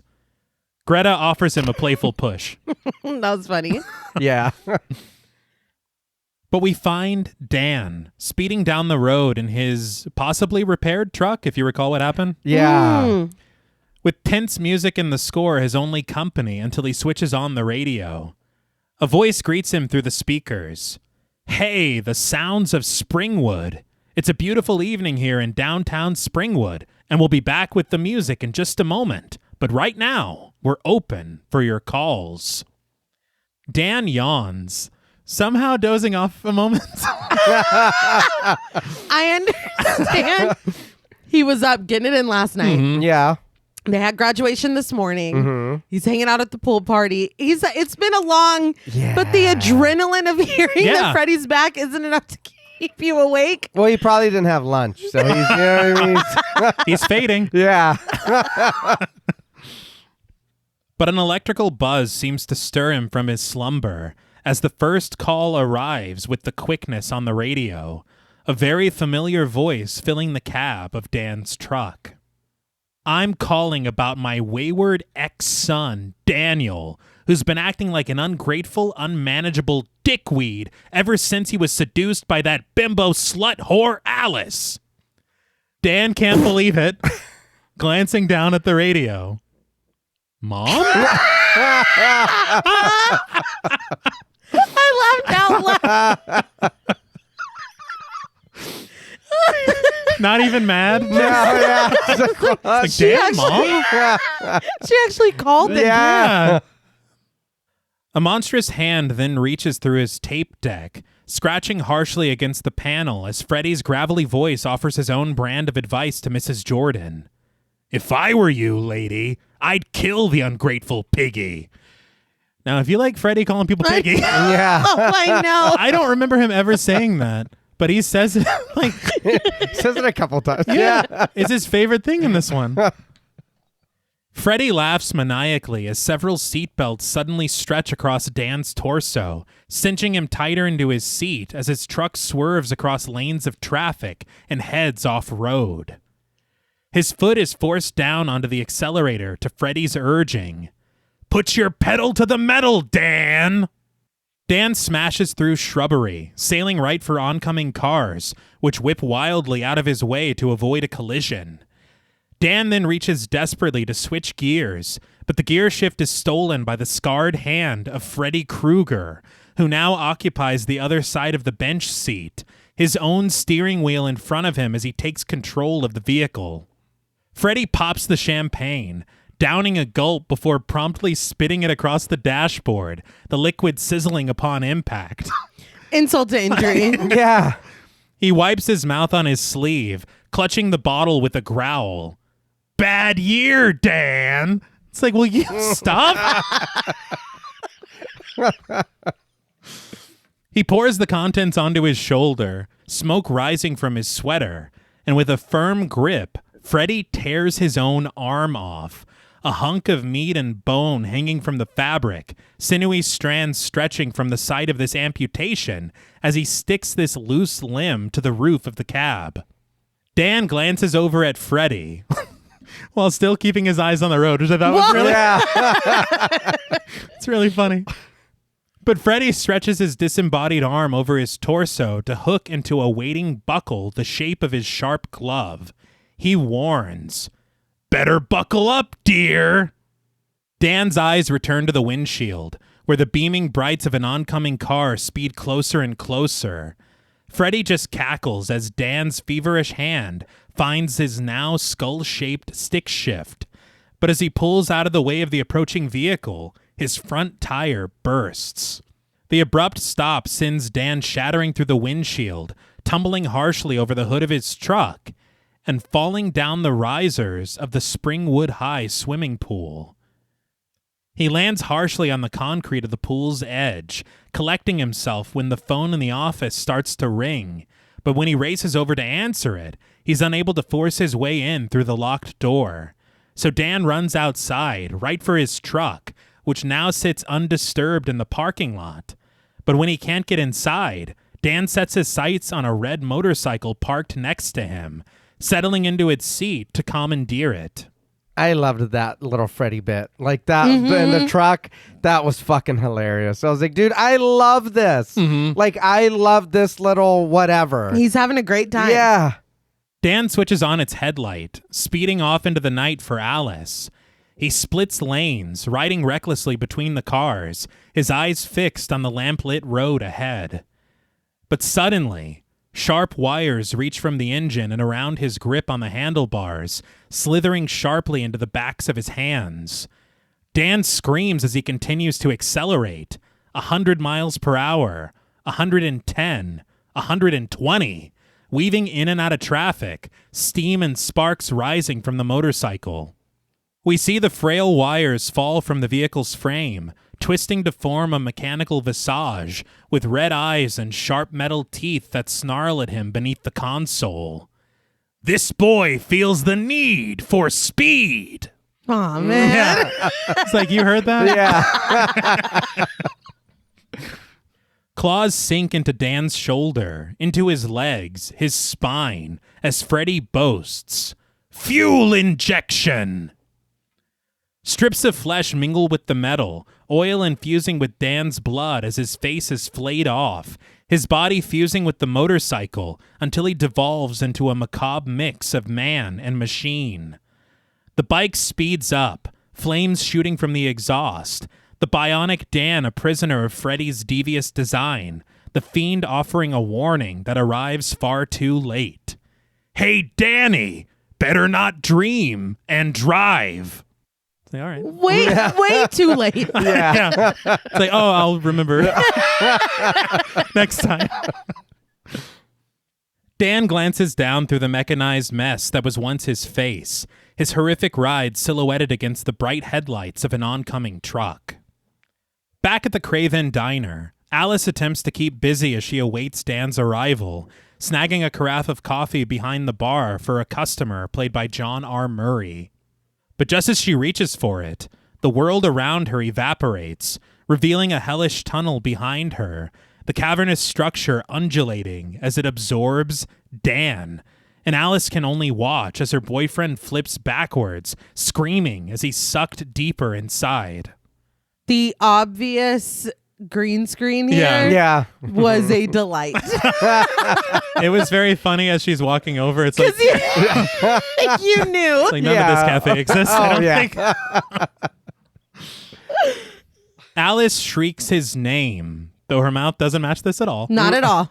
But this seems to wake Dan up in his truck, Dan lifting his head from his slumber just in time to collide with an oncoming 18-wheeler. He clutches the wheel in slow motion, bracing for impact.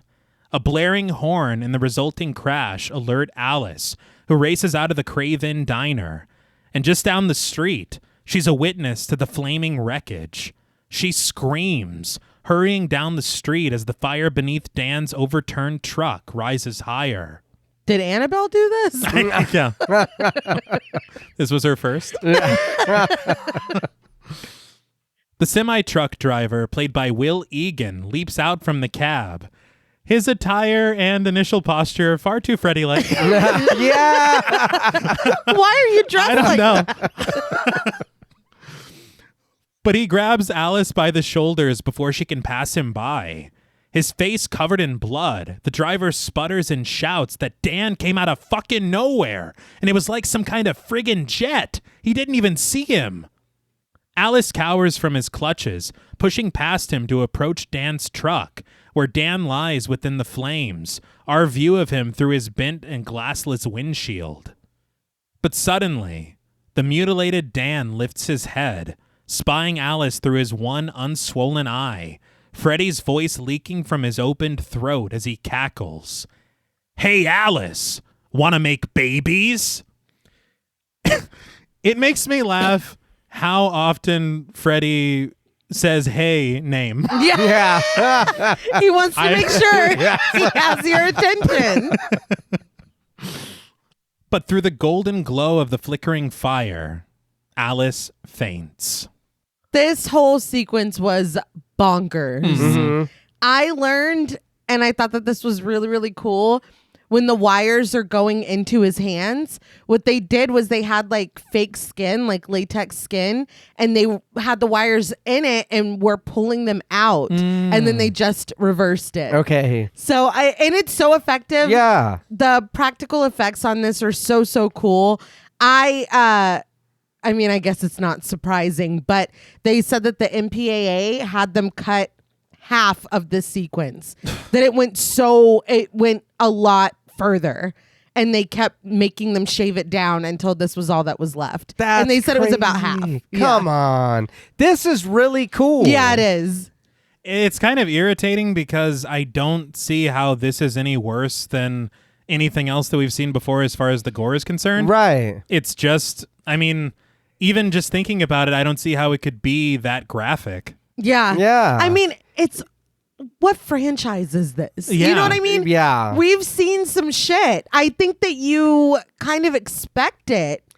Yeah, and not only that, when he does like wake up and come to and he's, you know what I mean, before he crashes, it's like, look, it was all a dream, so none of that was real. Like, don't worry, guys. Yes. Come on. Relax, guys. Yeah, there you go. Once more. I wanted to say they had mentioned in one of the interviews that I had saw that an influence on some of the art design in the film was H.R. Giger. Okay. And I absolutely see that here with how Dan looks when he's half man, half machine. Yeah. It's not something that we've really seen before in this franchise, but I think that it looks really cool. It does. It does. And again, it's a dream, so why wouldn't it look like that? Yeah. But Alice then lurches upward, now wearing a polka dot hospital gown, Dan's name on her breath as she rises right into the warm embrace of Yvonne. Yvonne tells her friend that it's okay, that she's right here. But she does have terrible news. It's Dan. He's been in an accident.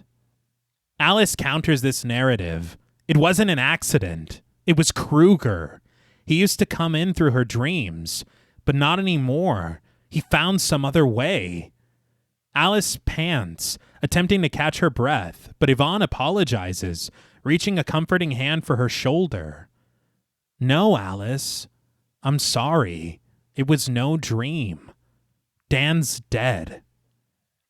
I would really like to know how much Dan and Alice shared with anyone. Mm-hmm. Yeah. As they're kind of the only survivors of what happened the last time. Yeah. Because even whenever she was at the Craven Diner and Anne's like, why are you 4 hours late or whatever? She's like, I was just in a dream and it happened again. Yeah. And Anne's like, look, I got to get out of here. I was like, don't you want to talk about that? Yeah, no shit. And then Yvonne right now, she's like, no, it wasn't a dream.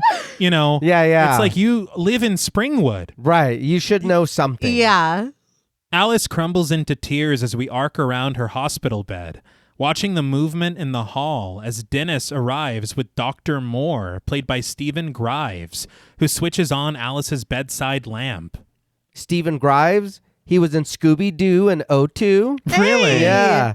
32 episodes of Beastmaster from 99 to 02, and he was also in Highlander 2, The Quickening Really? from 91. There can only be one. Yeah. Apparently. So I don't know how there's another one. That's what I hear. You know, it's interesting. I saw that the director of this film, Stephen Hopkins, was I think the second unit director on the first Highlander. Oh, that's All cool. right. So I don't know if, you know. Yeah. The Jordans stand somber in the hall as Dennis approaches his daughter, offering his condolences. But Alice is insistent. It wasn't an accident. Kruger killed Dan. Yvonne just rubs her friend's back, soothing her and telling her to take it easy. She's in shock. Dennis reveals that the police found fragments of a champagne bottle in the car, and Alice refutes this. Dan doesn't drink. Her father knows that. She says that the bottle was probably in the car for her to celebrate their trip. Because I do drink. Yeah. Because I get fucked up. What? I don't know. And it's so wild to me because it's like, you know, people have to buy drinks, right? Yeah. And sometimes they might just be in the car. Yeah, and they Yeah. might break when Yeah. you're in a horrific accident. Yes. But they're like, no, Dan drank the whole bottle and smashed it. We're not Yeah. going to test his No. blood alcohol No. content, or we're just going to assume and then slander his name. Uh-huh. Yeah. Open and shut case. But Alice tries to push past Yvonne to climb out of bed, adamant that they have to do something. Dan's already dead. It's starting again. But Dr. Moore sidles up to Dennis, assuring him that these types of outbursts aren't entirely uncommon. Many women have them at the beginning, especially if they've suffered a traumatic shock. He then turns his attention to Alice, assuring her that she's going to be fine. Alice doesn't understand what he means, and when her only response is a few awkward glances between her father and the doctor, Alice demands to know what's wrong with her.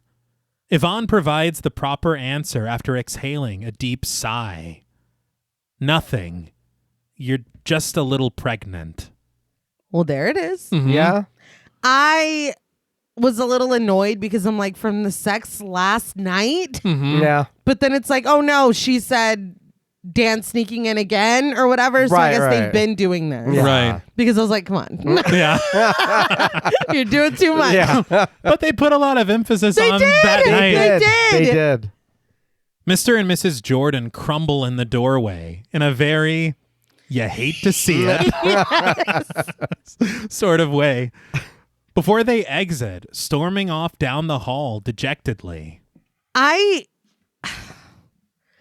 I don't know why they were here for this conversation or why this was revealed in front of them. But I mean, the HIPAA violations never cease Yes. Yeah. at this hospital. So Yeah. it gets even worse. So I'll just let that one go. Dennis and Yvonne knew before she did. Yeah. But just wait. Oh, It gets yeah. much worse. Yeah. The other thing I really didn't get is that the Jordans were really cordial and kind to Alice at the graduation. Yeah. Yeah. Fucking nothing here? Yeah. Anything you want to talk No. about your son for a second? No. Commiserate over this loss? Yeah. The whole thing is weird because when they were having their like breakfast club moment, he made it sound like they disapproved. He was throwing his life away because he was taking a trip with Alice. And then if he thought that his mom, it makes me feel like that's how she really feels. So that was bullshit at the graduation? Right. Okay. But it's like, Well, she swerved past her. It was only Mr. Jordan. right. So, I mean, I don't know. But it's like, I don't know. Why are y'all here then? Yeah, that is true. What, in the prenatal ward? Yes. Yeah. Yeah, if she doesn't like her, why are you over here? Yeah, whatever. She's like, I hope it got Alice too. I was like, let's go check. Yeah, let's figure it out. Because, right, I mean, Freddie plays to shit like that. Yeah. So that I is feel like true. it is, but Yeah, but he also makes up shit a lot. yeah, He does. a lot. Yeah. Freddie's actually a liar. Yeah, Freddie's really unreliable. Yeah. Fair enough. But Alice is lowered back down to her mattress, Dennis telling her that the doctor wants to keep her here overnight for routine observation, with Dr. Moore adding that he just wants to make sure that she's as comfortable as possible. But Dennis assures his daughter that she's going to be fine. We then find Alice a little later in the night, tearful as she tosses and turns beneath her hospital blankets. But her door suddenly creaks open, Alice sitting up in her bed to discover a little boy, played by Whit Flint, standing out in the hall. Whit Flint, we talked about him in Jurassic Park. Yep. Yeah. Yeah. So Dr. Grant's like, you little shit. He knew. That's why he had the claw. Yeah. You'll remember this. It's like, oh my God. He did go real bad on it. Yeah, he did. Alice greets him sweetly, the boy offering his own small hello as he fidgets with the front of his hospital gown. Alice asks his name, and he provides it. Jacob. A soft instrumental score plays like a lullaby as Alice smiles that she's always loved that name. But she wonders, shouldn't Jacob be in his room? Jacob glances down for a moment before answering that it's lonely there. Alice accepts this, but when she tries to tell the little boy her name, his small voice interrupts her. I'm sorry your boyfriend got killed. Alice doesn't know how Jacob could know that, but he just explains that he could tell that she was sad. He's like, so I jumped to the extreme. A hyper specific scenario. But he says that he just wanted to see if she was all right. Alice wipes her tears away, and Jacob offers a shrug before turning around and exiting into the hall. Alice calls after him, telling him not to go, but Jacob doesn't answer, and he doesn't return. So we all knew exactly what this was, right? Yeah. That's why I'm just so annoyed at Alice. It's like, Freddie touched your belly earlier, Yeah. and you're not connecting that yet. Right. Yeah. This little boy. Yeah. And I've always loved that name. Yeah. I feel like as much as I love Texas switches is as much as I hate when we know and have figured out way more than the main characters have. Right. And then we have to wait and watch for them to finally cross the finish line. Well, they're also like pointing everything out for us. And Oh, it's yeah. like, dude, maybe don't give us so much Make it of so those. obvious. Yeah. But presumably that same night, we find Greta in her bedroom, surrounded by a staggering collection of dolls as she stares longingly at the graduation photo that she took with her friends. Emotion overtakes her as she settles the picture into her opened yearbook, which is turned to Dan's black and white football photo. But when her mother calls out to her from downstairs that it's time for her beauty sleep, claiming that they don't want circles under those beautiful eyes, Greta sighs deeply, lifting a doll from her lap and returning it to the shelf, where its painted porcelain face peers back at her from beneath its blonde curls. Greta follows her mother's instructions, attempting to collect herself enough to tend to her nightly routines. But when she steps away from her yearbook, we linger on the doll, which tumbles from the shelf, landing face first atop the photograph of Dan and shattering to pieces. That doll was scary, right? Too scary. Yes. Yeah. All right. I thought that this was leading in a different direction. Okay. Because we've had this conversation about how Mark is not good enough for Greta. Right. And so I wondered if there was something between Greta and Dan. Oh, okay. I didn't think that at all. Yeah. But it just seems that it's just she's very sad about her friend. Yeah. And again, her friend just died. Uh-huh. And this bitch is talking about beauty sleep. Yeah. Just get me in a room. I was angry every Uh-huh. time. Every time. Yeah. It reminds me of the dinner with Kristen and her mother in the last movie. Yes. Okay, yeah. Oh my God. Yeah. Where she's like, why aren't you eating? It's like, dude. Don't you remember? Yes. Infuriating. But the next morning, Alice exits the hospital with Yvonne, asking her friend if she's ever visited that little boy on her floor, Jacob. She says that he has kind of sad eyes. Yvonne tells her that there aren't any little boys on Alice's floor. So Alice supposes that he must have just wandered in from the children's ward. She just wants to know what's wrong with him. But even more, Yvonne reveals that this hospital doesn't have a children's ward at all. So what kind of hospital is that? It's 21 and up. Yeah. You have to take him down the street. It's like, what? It's like we're going so hard to prove that, you know what I mean? And so I think that even leaving a little bit of room for doubt Yes. that maybe this is an actual child that wandered. Because why? Why would you set it in stone right now? I don't know. That this is what it is. You know what I It's mean? too early. It's so early. You're telling us already. If it was just a, hey, that little boy that wandered in here, I don't know what you're talking about. And then they go on, Yeah. that's fine. Uh-huh. Or 'Cause let we me tell something to whatever wing, because they're just letting kids wander around. Yeah, Anything. yeah. It's like, no, that couldn't happen. It couldn't happen, Alice, at all. Kids are beat up on site at our hospital. They know to stay off our turf. It's like, what? Why do this? I know. A confused Alice counters that Jacob was wearing a hospital robe. It's like, that wasn't a robe. No. She's shaken up. Well. But Yvonne doesn't know what to tell her, just shrugging the whole thing off. Alice asks if Yvonne has called everyone, and Yvonne reaches for her shoulder, suggesting, yeah, listen, let's keep this dream stuff between you and me, okay? Alice offers her silent and completely unconvincing agreement. And we immediately cut to Alice, pacing her bedroom, sharing her research with the gathered Yvonne, Greta, and Mark. That was funny. Yes. Yeah. Alice reveals that Amanda Kruger was part of a religious order who ran the asylum back in the 1940s. She says that she was raped by lunatics and had her baby there, and that baby grew up to be Freddy Krueger, who murdered 20 or 30 kids right here on Elm Street. Mark sketches on his pad while Yvonne and Greta exchange skeptical glances, but Alice continues.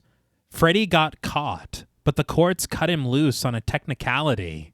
I love that. Yeah. That's still the technicalities that we're going.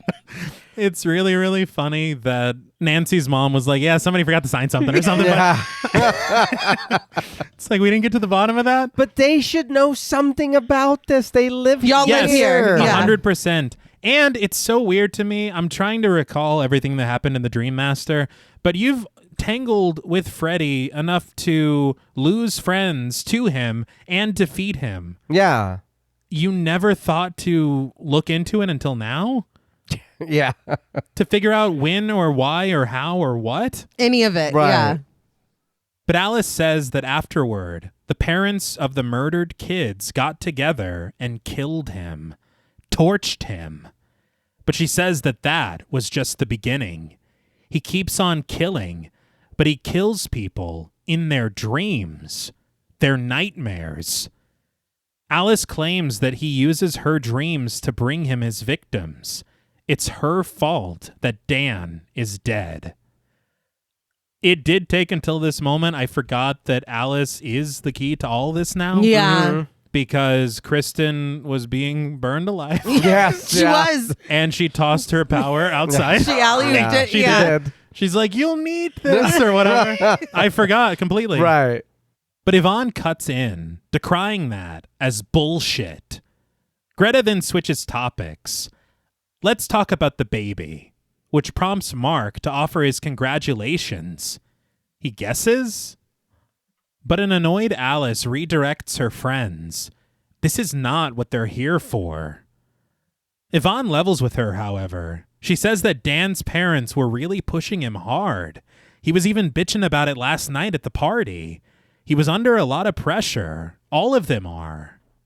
Greta concurs that pushy parents can drive you nuts, and Alice doesn't understand what that has to do with anything, but Yvonne elaborates. When Dan died, Alice wasn't even asleep. Alice said as much herself, so end of story. But Alice is steadfast, certain that Freddy must have found another way then. Glancing down to discover that Mark is still sketching, she implores them all to listen to her. This isn't some kind of joke. Freddy gets in through her dreams somehow, and she thought that she could control it, but something's changed, and she doesn't know what he'll do next. Mark acknowledges how upset Alice must be about all of this, but Greta provides the bottom line. If anyone's trying to hurt her, supernatural or not, they're gonna have to go through them first. And Yvonne agrees. All of them. Mark and Yvonne join Greta to embrace Alice, but Alice reveals that that's exactly what she's afraid of. I know it's like beating a dead horse. Mm-hmm.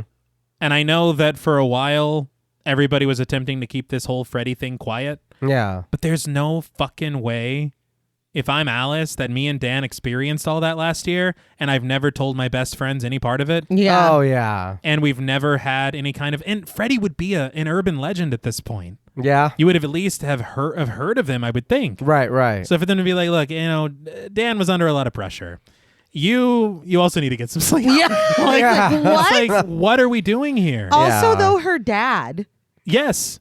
Oh, yeah. because she lost her brother. Yeah. You know what I mean? Like, That too. he's around and he has stepped it up since the last film, but he's not available or like privy to any of that aspect of it, Right.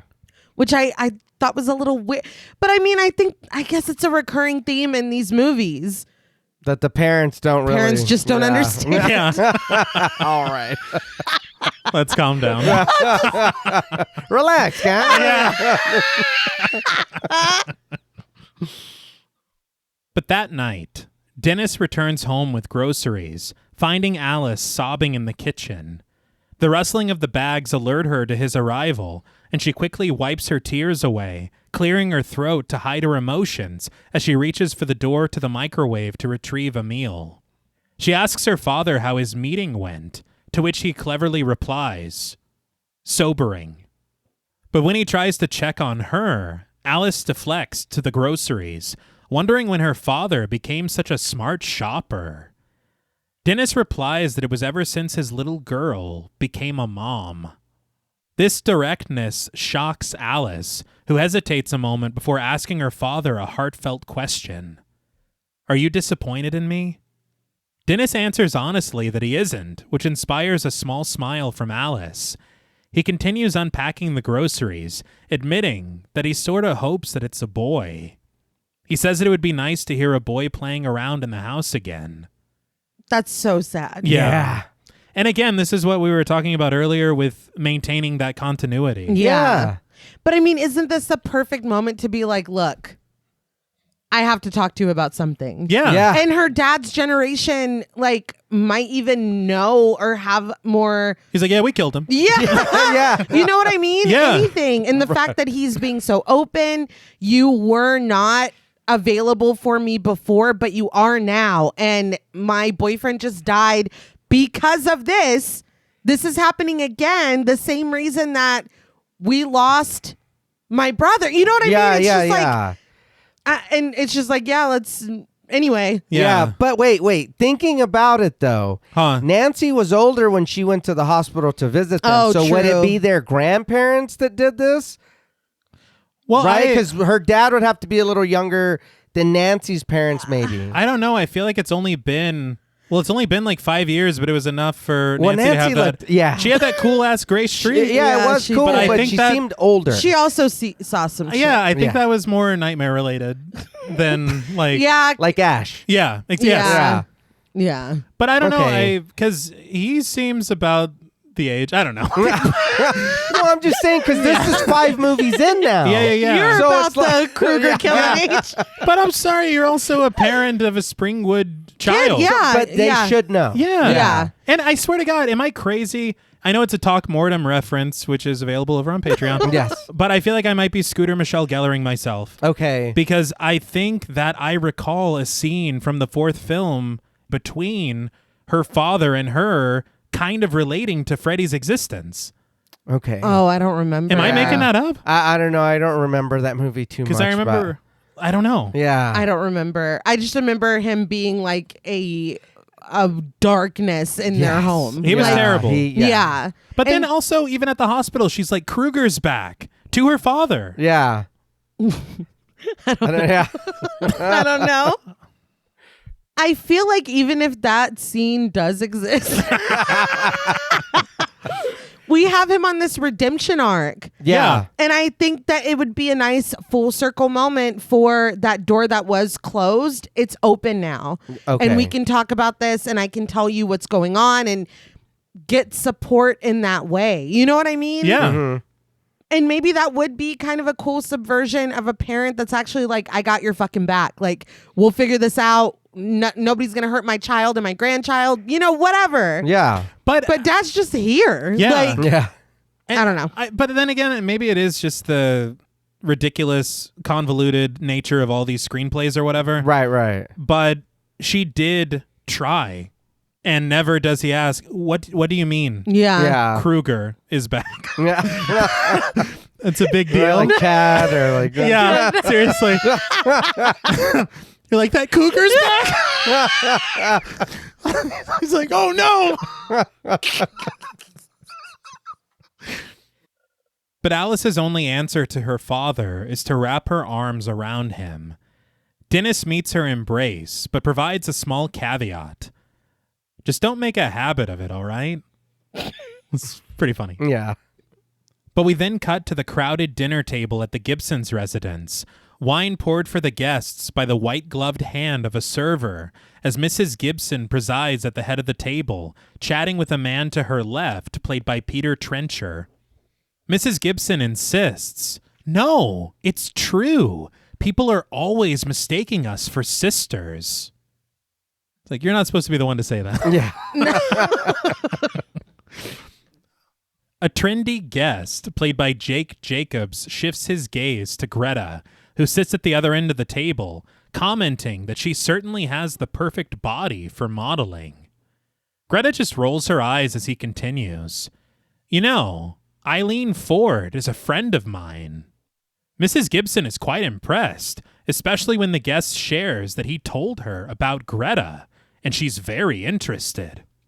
But when Greta doesn't even lift her eyes to meet his, Mrs. Gibson scolds. "Greta, you're being offered the opportunity of a lifetime." She suggests for her daughter to show a little gratitude. But Greta reminds her mother that one of her friends died yesterday, asking if she minds if she takes a few hours off to remember him. But all about appearances, Mrs. Gibson intones through a plastered smile. "But we're having a party, dear." But the guest to her left heard about Greta's friend. Drunk or something, wasn't he? What the fuck? I know. Mrs. Gibson corrects him. "Oh, he was just a friend of Greta's, not someone special, not someone she was seeing." Fuck you. I know. I will say, though, again, this was leading to lending more credence to my theory that I thought was going on behind the back of Alice, potentially. Mm-hmm. Her saying that as like a deflection. Oh, okay. And then seeing Greta in the room the other night. Yeah. But it's just not true. Mm-hmm. Yeah. But a faceless server leans in, presenting a platter to Greta, which contains a colorful glop of nondescript sauces, the leafy ends of strawberries sticking out from this unappetizing mess. Greta lifts her head to thank the server, but to wave away the food as she isn't hungry.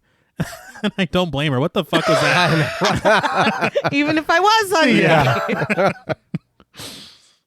Mrs. Gibson gasps, and we glide over the contents of the candlelit table, past the concerned guests to meet Greta's mother as she inquires, "Aren't you eating?" Greta answers that she just doesn't feel up to it.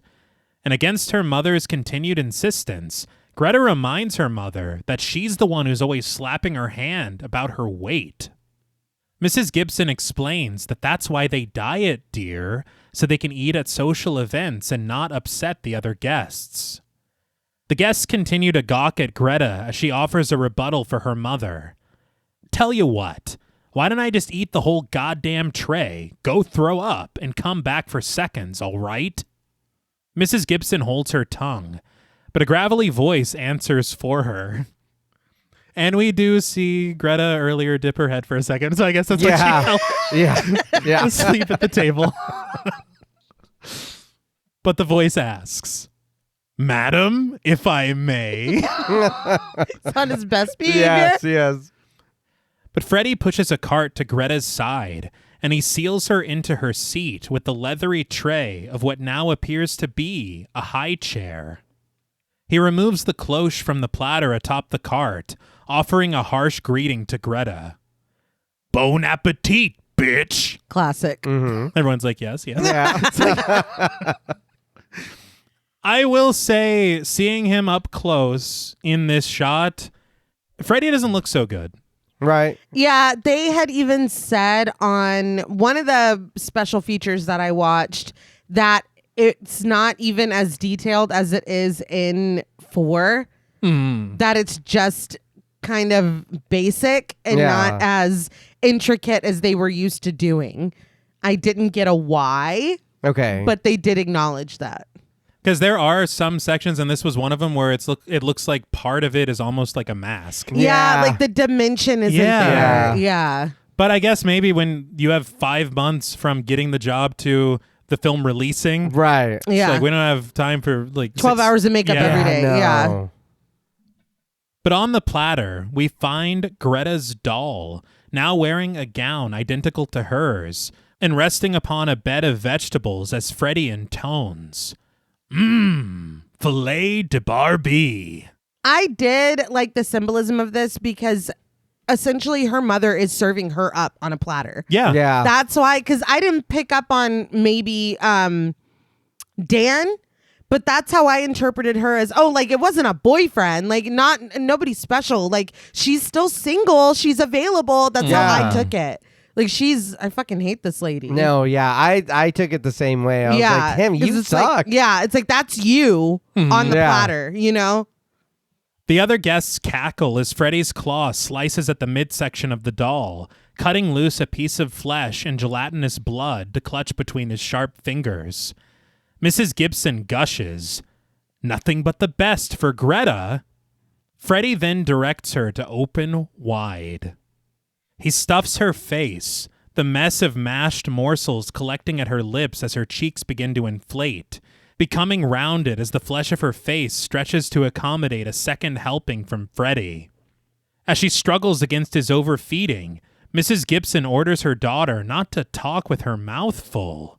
And as the guests enjoy their vegetables, Greta glances down through the tray at her gut as Freddy shovels another handful into her mouth, cackling, "You are what you eat!" The disgusting glob of her half-eaten meal spilling from her lips, Greta sobs helplessly, only for Freddy to take her into his arms to console her. I was like, that's... I know. He's like, is that too far? Yeah. I should be killing your mother, you said? He should, though. But when he lifts her from her chair, Greta launches upright in real life, clearly held by some unseen force as she writhes against nothing, coughing and choking. But within her hellish nightmare, Freddy squeezes the life from her, cackling madly as her regurgitated meal leaks out onto his shoulder to the delight of everyone at the table. I have to be honest, this was very hard for me to script. It's gross. It is. I had a tough time watching it. I know the last time we were here in Springwood, it was the roach situation. Yeah. And it's like, is there going to be one of these every time now? But it, the symbolism of it all, everything with her and her mother, what you said about serving her on a platter, it all really thematically is kind of the perfect. It works. Yeah. I will say, though, I did read and kind of see on, I think it was Never Sleep Again, the documentary. This is another one of those sequences that was trimmed down dramatically. Oh. Because we see him kind of just sticking his claws into something and then feeding it to her. Mm-hmm. But I guess in the uncut version of the film, he's ripping out her guts and feeding her herself. Oh, wow. And so that's why she's looking down. There's a hole in the tray. Okay. And so she can see what's happening. Right. But I guess that was too much for the MPAA. Of course it was. Yeah. That's interesting too, though, because when we meet Greta, her mom won't even let her take a lick of a lollipop. Yeah. Yeah. And so there's like this abusive, like restrictive thing around food and, oh, we only eat for show. Like that's why we don't eat. So we can eat to make other people like, it's just this, I just hate this character so much. Oh, yeah. But him like gorging her and her like inflate, like it all does play thematically with this disgusting dynamic that her mother has like projected, I guess. No, yeah. But yeah, it is gross though. Mm-hmm. See, if I was with the MPAA, I'd be like, that makes me sick. We're going to have to cut that. Yeah. Everyone would hate you. I know. Maybe worse than the real MPAA. Yeah. I gagged, so no. People wouldn't even be able to eat pancakes and cut pancakes in a normal human way. That's an X rating. Yeah. And there's only one normal way to cut pancakes, so let's disagree. Everybody calm down. Let's move on. But back at the Johnsons, Alice helps her father put away the groceries, setting a bag of oranges onto the top shelf of the refrigerator. But before her eyes, all of the contents within the fridge begin to creak, crumble, and clatter, mold and rot slowly overtaking each item as the space descends inexplicably into horrific putridity. And suddenly, from out of the shelves of the refrigerator door lurches Greta, her face bloated and misshapen as she reaches desperately for Alice. Alice summons the strength through her shock to grasp Greta in an attempt to pull her out. But when she calls out to her father for help, we find Dennis seated at the dining room table, reading a newspaper without a care or acknowledgement. He's like 75 tomorrow. Yeah. Wow. But Freddy launches up from behind the ghastly groceries to seize Greta, pulling her back into the fridge and along with her, slamming the door shut. A sheet of paper is pinned to the outside of the fridge by a magnet in the shape of a fedora-wearing man. The paper reads, "Things to do today. Die, bitch." Having a blast? Yes. Oh, yeah. Never a dull moment? Nope. Everything inside the fridge looked amazing, though. I Yes. just wanted to say that. The eyeballs on the salad, that was real cool. The transformation, Yeah. it was so good. It's clearly stop motion. Yeah. Brilliant. Yeah. And again, the more this goes on, all I keep thinking about is those interviews where people are like, we wanted to bring Freddy back to his serious and scary Yeah. roots. There's no way. It's like that on the fridge. Yeah. That's the funniest thing I've ever seen. Yes, it is. And that's Freddy, and that's okay. Yeah. It is fine. Even the shape of the nose. Yes. It's like, it's you. You have to be doing that too. But back at the Gibsons, Greta stands choking, unable to catch her breath as she collapses onto the table, her face smashed against her empty dinner plate.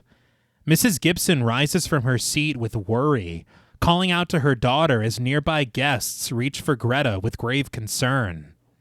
Alice stands puzzled in her kitchen, steeling herself to reach for the handle of the refrigerator door, and when she tears it open, she finds that the grimy and grotesque contents have returned to normal. Dennis inquires about dinner from the den as Alice tries to make sense of what just happened to her. But we crossfade to Greta's face, her lifeless eyes still staring at us through the bottom of her dinner plate. This is one of my favorite tricks in cinematography, and I think I kind of fell in love with it because they did it a lot on Breaking Bad. Mm-hmm. When we have an item that is clear, just to get the perspective from, Yeah. because this plate is really just a piece of glass, clearly. Yeah. And the perspective of it and what it implies is just incredible to me, I think. And I guess her dad not hearing, I guess it is the adults just don't, like they don't hear, So it's they like don't, dairy? they just turn off. Yeah, I guess. I mean, because what else? You're right next to this dude screaming. Yeah. And he's... Unless she's asleep. Okay. Well, Well- then I don't... Putting the groceries away yeah, sleeping. is Yeah. exhausting. It is. That's another question I had. When we learn what actually is going on, Right. is that why Alice can't use her karate that she learned from her brother? Oh, yeah. Or God. Yeah. all of the things that she took from all of her friends that died? Mhm. Yeah. Is that why? I guess. Yeah, I don't know. Because she doesn't even try. She's No. like, Oh, yeah, that's Not at all. right. Yeah. That is a kind of a strike for me because she does advocate for herself and declaring what's going on, insisting on what's going on, trying to convince everybody, trying to save everybody in that regard. Yeah. Mhm. But in other regards, she is just very passively floating along as shit happens. yeah. You know what I mean? Yeah, And yeah. especially after how we saw her boss up when she needed to in Dream Master. would have been nice to see that again here. Yeah. Yeah. Or at least with what we learn and how we learn it, if she had figured it out herself, she literally has to be spoon-fed everything. The entire Yes, way. Yeah, every yeah. step of the way. Yeah. But we then linger outside of the large warehouse belonging to the Edmund A. Gray Company, Yvonne and Alice approaching the entrance, with Alice offering her friend a kind consolation. Yvonne laments that she can't believe that this shit is happening, and as they wrap their arms around each other, Yvonne trembles tearfully that Mark is going to be wigging out. But Alice assures her that they've just got to keep tight and they'll get through it. They then meet Mr. Gray at the door, Mark's father guiding them through the long aisles of the warehouse in search of his son. Mr. Gray shouts, I know that he's back here somewhere, girls. I think he's pretty upset. I was like, yeah. Yeah. Imagine. But once they spy Mark's silhouette in the distance, Mr. Gray calls out to his son to let him know that his friends are here. Yvonne and Alice catch up with him, checking in on him, with Mark answering sarcastically that he's fine. He's just aces. He rides between the young women on a skateboard, and when Alice tells them both that she'd like to talk to them about Greta, Mark snarks. Oh, I'm terribly sorry, but Greta's dead today. Perhaps we could interest you in someone else. Yvonne is certain that whatever happened to Greta was just an accident, just like what happened to Dan. But Alice is emphatic that it was no accident, and she tries to warn all of them about Freddy Krueger. Yvonne doesn't want to hear it, but Mark admits that he did give it some thought. Alice assumes that Greta must have fallen asleep while she was at the table. But Yvonne objects that this is getting a little sick, and Mark tells her that that's just too bad, bidding Alice to continue. But Alice doesn't understand what's happening. Krueger has to use her dreams, but he was somehow able to get Dan and Greta while she was awake. How's he doing it? Yvonne insists for Alice to just stick to reality, but Mark shouts for Yvonne to shut up and let Alice talk. He says that 2 of them have died in the past 2 days, and he wonders if that strikes Yvonne as particularly normal. Yvonne attempts to appeal to him, but Mark isn't finished. He says that he loved Greta a lot, and if maybe, just maybe, someone or something killed her, he wants to hear about it. I mean, Buckley's Angel's the only one making sense. Yeah. He is spitting straight facts. Yeah. We've lost 2 people. Yeah. 2? Yeah. In what, 2 days? Yes. Yeah. Like, maybe let's hear what Alice has to say. Yeah. And this was what got me frustrated with Yvonne, Yeah, yes. I'm just like, come on, dude. They were your friends too. Even if you don't fully believe it, let me hear it. Give it to me. I'll even give you Dan. Yes. Yeah. You're devastated. You're traumatized. You're trying to rationalize this horrible tragedy that happened. Okay. Greta now? Yeah. Maybe I'll listen to what, even though it sounds wild. And that's why I was saying I liked the idea of having a counter at first. Yes, it 'Cause goes sure. too far. But and then whenever they're walking up to the front of the factory, I thought her saying, I can't believe this is happening, Right. was her accepting it. my notes Yeah. literally say Yvonne's a real one. Oh, never mind. Yeah. I thought she had come around too. Yeah. And then she's like, "Shut up, Alex." Yvonne just scoffs that she's not going to listen to this anymore. And Mark fumes for her to just get out then. But as she turns to walk away, Mark thinks better of his outburst, apologizing to Yvonne, copping to being an asshole, and admitting that he just isn't dealing with this very well. He hangs his head, acknowledging that it isn't Yvonne's fault, and Yvonne accepts his sincere apology, reaching up to tussle his hair. He asks if she can stick around for a while, but Yvonne isn't able to. She has a shift tonight. Alice, however, offers to stay, which Mark is grateful for, and the pair bid goodbye to the departing Yvonne. She leaves really abruptly. Yeah. I have a shift right now. Yeah. Okay, bye. I think in these kinds of moments, you feel kind of like they're writing on the day. Yes. Yeah.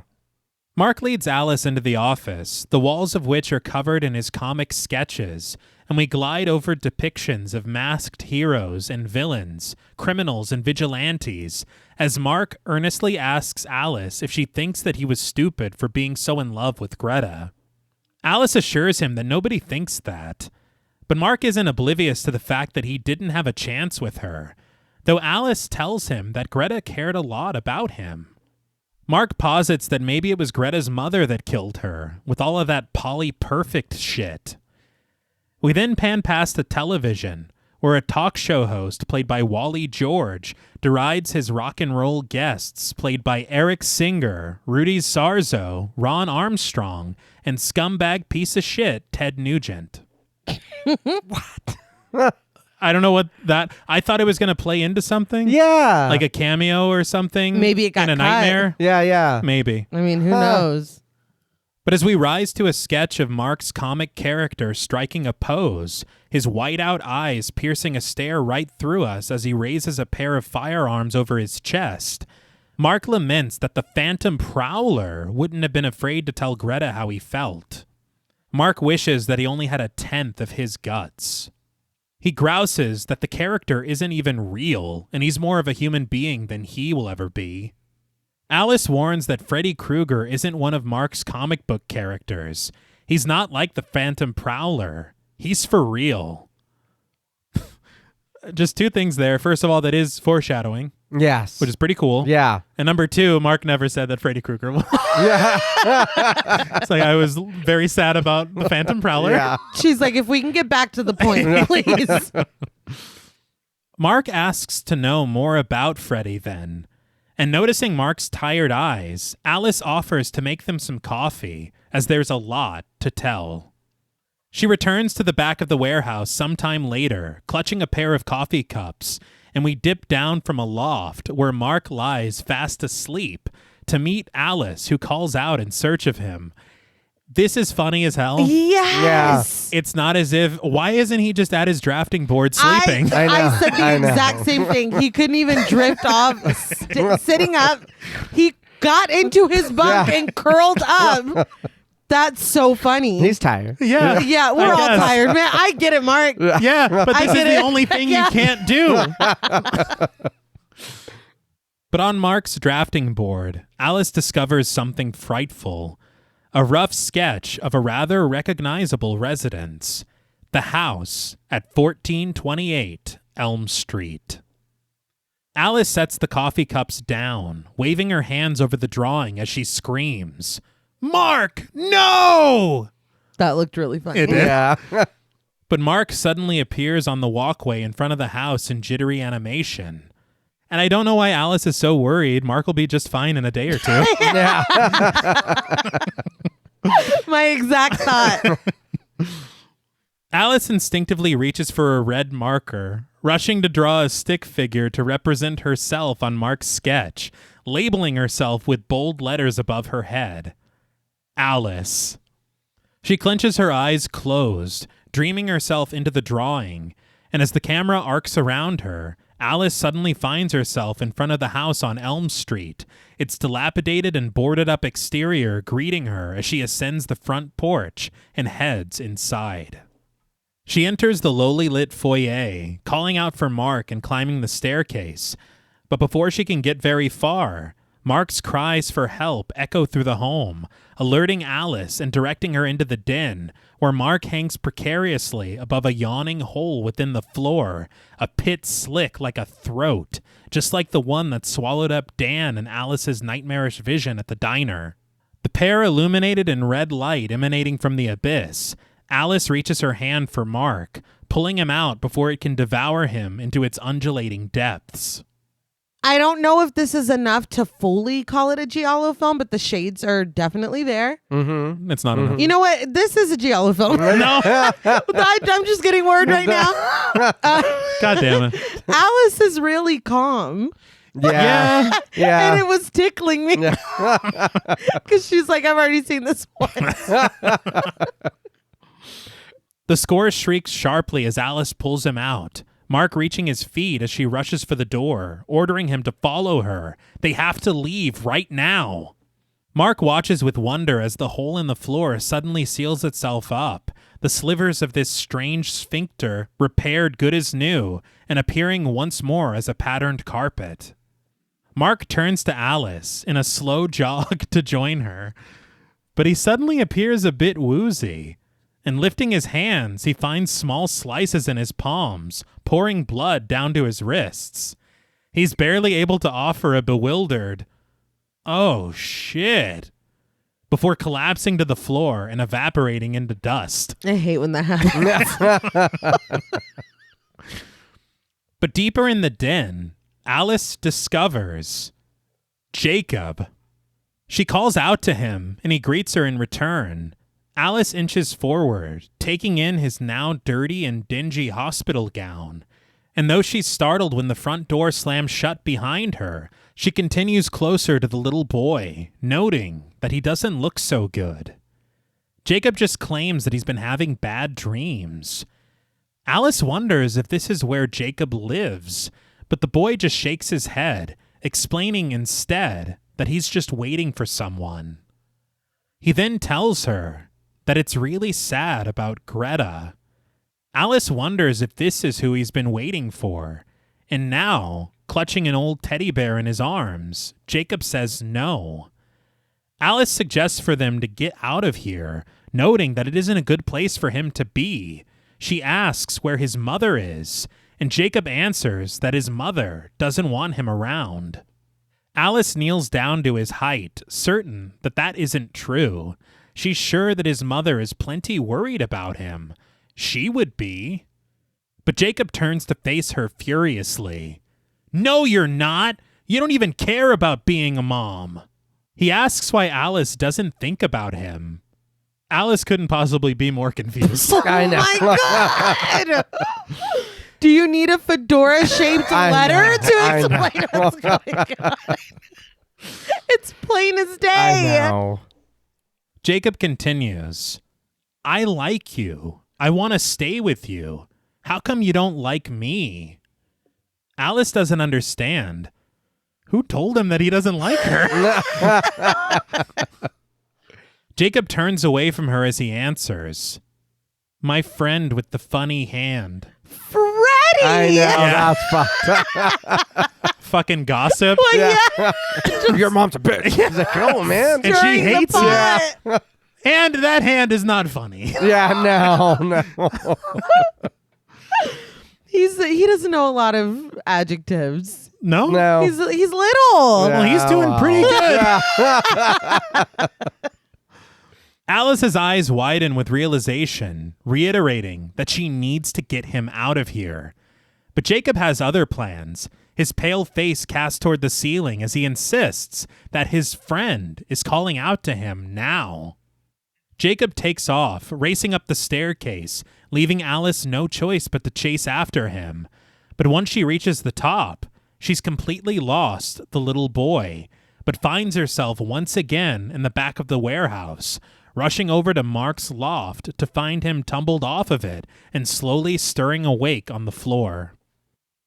I'm a big fan of dream logic moments like this. Yeah. Where staircases lead to, things like that. Yeah. I think that was very well done, just the way that they cut that. Right. But Alice approaches him, tending to the wounds on his palms and wrapping them with strips of cloth that she finds on the floor. Thank you. Yeah, I was going to ask, did she put dirty rags on his hands? Uh-huh. She's like, Yvonne works at the hospital. Yeah. I'm doing the best I can. But Mark can't believe what he's just experienced. Freddy's real. Alice was right. But tightening the makeshift bandages on his hands, Alice insists that Freddy is doing something to her baby. She knows it. He's trying to hurt Jacob. Mark has no idea who that is, and Alice answers him with certainty. Jacob is her baby. Mark is surprised to learn that she's named her baby already. And through panting breaths, Alice accepts the fact that she has. That was the shocking part of what she said? Yeah. Yeah. That's true. Mark struggles to stand with Alice, bracing himself on her shoulders until he reaches his full height. He asks a pertinent question. How is Alice going to hide from a guy like that? Leave the planet? He says if she's worried about her baby, she should call Yvonne and have a doctor check him out. Alice nods, and Mark excuses himself to see what else he can find out about Freddy Krueger. But Alice arrives at the hospital, very awkwardly holding her jean jacket over her shoulder. Yeah. It's like, why are you trying to be the coolest kid in school? Like, I don't understand. Rumbling with those sharks or whatever. She wants Jacob to think she's cool. Yeah. She's got to win him back over. Right. She's like, he's got a funny hand, but I can do this. Yeah. Yvonne chases after her, breathlessly fretting that Alice had her worried sick, asking what's wrong with the baby. When Alice insists that Freddy is trying to do something to him, Yvonne stops her, seizing her by the shoulders. She tells Alice that she loves her, but she's going to have to get a hold of herself. Alice counters that Mark knows that she isn't crazy and instructs Yvonne to just have a look at his hands. You're not doing yourself any favors? No. I feel like I would explain more than that, but it's fine. Yeah, I was like, did you do that to his hands? Yeah. She's like, no, seriously, have a look at his hands. They're infected. Yeah. Yvonne pleads with her friend to just calm down, but Alice just wants to figure out how Freddy is able to get her while she's still awake.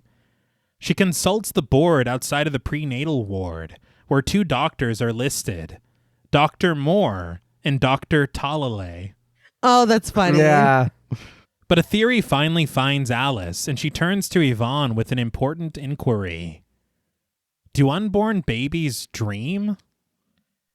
Yvonne answers that they do, but once Alice pushes the door open, Yvonne stops her again with a simple request. Don't mention any of this to Dr. Moore. Once they're inside, Yvonne does her job as a technician, preparing Alice for a sonogram, smearing the ultrasound gel on her stomach, and placing the transducer on top beneath her gown. But she warns Alice once more not to say a word to Dr. Moore, fearful that she could get her fired. I don't know why. I know. Yeah. She's like, this is your friend? Get out of here. She switches on the machine, the small screen flickering on and giving a pyramid-shaped view of Alice's abdomen. Once Dr. Moore arrives, Alice immediately asks him, do unborn babies dream? Moore explains that as the fetus develops, it can spend up to 70% of its day in a dream state, more as it matures. I did look this up a little bit, and a lot of neuroscientists say that that's not true at all. They do say that they enter REM sleep, but REM sleep does not equate to dreaming. Right. Okay. It is, even if it's completely fictionalized, it is interesting to introduce that. As a way? Yes. Yeah. It is something new Yeah. for the franchise. Mm-hmm. But Alice asks a follow-up. Will I be able to sense them? Yvonne scolds her with a harsh whisper of her name, and Moore turns his head in her direction, wondering if that's why she's here today. He's like, you're fired, Yvonne. Yeah. I did want to ask, because I was thinking about it, but her uniform, she's like a candy striper or what? That's a volunteer. I don't know how she can get fired from that. Right? Aren't they volunteers that are helping there? I don't thought know. So. Right? I don't know. I thought that the uniforms were just really cool in the 80s. Okay, yeah. I had no idea what she was doing. And the fact that she's doing the job of a tech right now. Yeah. Yeah. So I don't know. Yeah, I don't know. Because she just graduated high school 2 days ago. Yeah. Oh, shit, yeah. Do you think in one of the drafts they were in college? It would make a little more sense. Yeah, it would make sense. But Moore asks if that's why she's here today, to see if her baby is having nightmares. Alice covers fairly well. We're here to find out everything we can, aren't we? Moore accepts this, approaching her and explaining that, frankly, he's found nothing about her that would indicate the necessity for an ultrasound at this stage of her pregnancy. But Alice insists that she just wants to make sure that her baby is all right. Moore allows this by offering his assessment. Well, the heartbeat seems strong. He directs Yvonne to switch a knob on the machine so that they can hear it. A low thump reverberates from the small speaker, Yvonne directing Alice's attention over to the screen, smiling that that's her baby. But something is wrong. Static suddenly overtaking the screen when the doctor steps away to dim the shades, and Yvonne exits to retrieve Alice's file at the doctor's request. A blue light resonates from where the transducer is placed on Alice's abdomen, spreading to cover her entire body, completely engulfing her and absorbing her into the ultrasound. She's watching this like travel up her body. Yeah. And she looks like she does not give a fuck. It's like, is this part of the exam? She was just so I chill. know. What is going on? I don't know. They're like, everyone will be focused on the blue light. Yeah. Don't even worry about it. Alice floats within her own body, through the red walls of her insides, and into the amniotic sac that holds her developing baby. A low rush of liquid surrounds her as she gazes up at the floating fetus within the fluid. But a sinister face suddenly stretches outward behind it, the face of Freddy Krueger, the fiend inquiring through a cackle. See the family resemblance? I didn't, but Yeah, no. I mean, I guess I do now. But again, this is where it was clear to me. Whatever else you can say about the film, it at least has that it's a giallo going for it. Yeah. You know. What was next? I'm just shaking my Where are head. you going? TV! Could you imagine then you just finished my script there? Give me his papers. Alice watches as the bright lights of departed souls race through the tunnel of the umbilical cord, the semi-mechanical Mark, the still grotesque Greta, as Freddy boasts, "Soul food for my boy!" The world around her gives way to static as Freddy's laughter grows wild, the fetus's eyes opening sharply, match-cutting with Alice awakening on the examination table. She lurches upright, screaming, "What's he doing to my baby?" He was very clear. Yeah. No, yeah. Yeah. And this is where I'm starting to get mad. Yeah, Yeah. no, it's No, yeah. it's frustrating because it couldn't have been spelled out for No. I know. more clearly. Alice's cry captures the attention of Dr. Moore, who still stands over by the window, and Yvonne, who's returned to her side. Moore leans over to assure Alice that her baby is perfectly healthy, though a little large for so early on. Well, that's concerning. Yeah. So he's eating well. Yes, yeah. But Moore claims that the baby is as normal as he's ever seen. Alice disagrees, confiding to Yvonne that Freddy is taking their souls, their spirits, and he's making the baby like him. Moore is understandably disturbed to hear this, glancing back and forth between Alice and the ultrasound. But Yvonne promises her friend that she's just tired and that she'll feel a lot better when she takes her home to get some rest. She offers Moore an embarrassed smile as she gathers Alice and leads her over to the door. But as soon as they depart, Moore crosses over to the office telephone, placing a call. He's like, "Is this HR, Yvonne?" Yeah. She no longer works here. I thought that he was placing a call maybe for a wellness check. Yeah, yeah. Okay. Not what we learned. Not what No, we learn. yeah.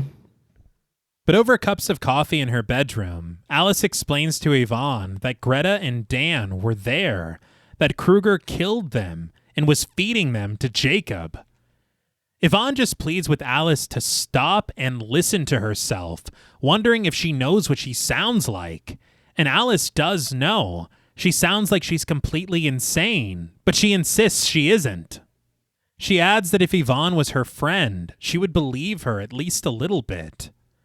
Yvonne assures Alice that she is absolutely her friend and she cares deeply about her, which is why it's time for her to leave the Twilight Zone and face reality. Alice counters that Krueger is reality, but Yvonne amends this. So is your baby. She says that Alice has much more to think about than just herself. Incensed, Alice rises from her seat on the edge of the bed, asking Yvonne what she thinks she's doing. She collects herself, leveling with Yvonne. Whether she believes it or not, Krueger is back, and if she doesn't try to do something about it, who will? After a knock at her door, Mark lets himself inside with his research clutched under his arm. But Yvonne just rolls her eyes, rebutting that all she knows is that Alice isn't doing herself or her baby any good by acting like a crazy woman. She suggests for Alice to just take off, leave Springwood and cool off somewhere for a while. She does have tickets to Paris. She does. She does. I don't know if that's gonna help, but Yeah. Probably not. He's like, oh, Freddie's like, I don't have a passport. yeah, No, he's like, bitch. Bonjour. It's not going to stop. No, it's not. The camera arcs around Alice as she rejoins Yvonne at the center of the room, fuming that you don't just run away from this guy. He finds you in your dreams. Mark interrupts that Freddie found a lot of other people before he found them, and Yvonne leans in incredulously as she asks, "You too?" The camera pressing in on her right now. Oh Yeah. my God. I don't know what. It was giving sitcom. yes, Uh-huh. yeah. What the hell was that? I don't know. I just busted out laughing. Yeah. And again, I'm sorry. This thing that is supposed to be this grand reveal from Mark, Yeah. Freddie's gotten so many other people too. Alice said this already. Yeah. 20 to 30 people she estimated. Yeah. So I don't know. But Mark holds up his wounded palm in defense of Alice, explaining that Freddie invited him to his house last night. So that's not Yeah. It's a weird way to. Yeah. Alice is like, is that the dream I saw? Yeah, I don't remember that. Yvonne just scoffs. Look, we're all tired, and we haven't had any sleep since Friday night. What? I was like, I didn't know that part either. No. But we've all slept a lot. Yes. Yeah. Mark was asleep in his loft. He was. She was just asleep on the table. She Yeah. sure was. Alice notes that this is the only reason that they're still alive, causing Yvonne to charge forward, getting into her face with a furious disagreement. Mark just implores Yvonne to take a look at some of the stuff that he found, assuring her that Alice isn't crazy. But Yvonne just knocks the documents out of his hand, pushing past him for Alice's bedroom door, storming out and slamming it shut behind her. So at this point, it is still frustrating, but it feels more like she's stanurising rather than fully not believing. Okay. Like she just doesn't want any concept of this to be true. Not, oh, you're crazy and I don't believe you. So you're saying what she's saying isn't what she's feeling? The way she stormed out was kind of giving, I'm scared. Because he's like, I got Right, proof right here. Yeah, not I'm mad at you because you're not making any sense, but like I'm scared and I don't want proof that this is real. I don't want this to be happening. Okay, I guess, but I would want to know if I'm afraid. I think we're better as a group than me storming off and being like, no, it's fine, it's not Yeah, real. but once you look at those papers, you can't pretend like it's not happening anymore. Yeah. I guess I feel like it's fine to be afraid, but that's still no excuse for ocean rudeness. Knocking those documents out of his hand and then, Yeah, oh my that God, was It was damn. mean. And then the rest of the scene is them picking them up. Yeah. Mark asks Alice if she's okay, but Alice just kneels to the floor to collect his scattered research. As Mark helps her organize it all, Alice reveals that she knows what's happening. Kruger is using Jacob's dreams, and they've got to stop him. The score grows pensive as Mark shares that there is one way. He asks Alice if she thought about not having the baby. He adds, no baby, no baby's dreams. But Alice shakes her head, explaining that she can't do that.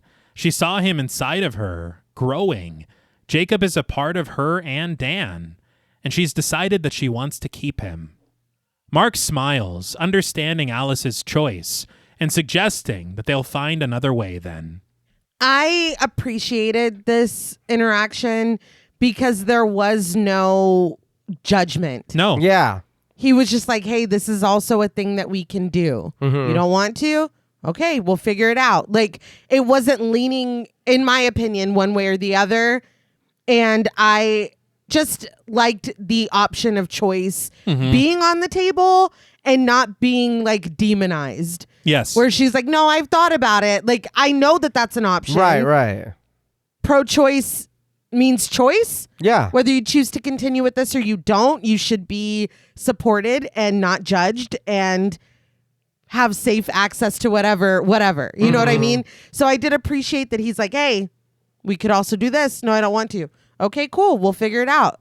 Yeah, that felt like a friend, like a real friend. Yeah. Yeah. It just felt like just the non-judgment of it, of like, I know this is, he wasn't, I don't even want to bring this up, but he's just like, look, this is another option. Mm-hmm. You don't want to? Okay. You know what I mean? Yeah. I thought that was handled.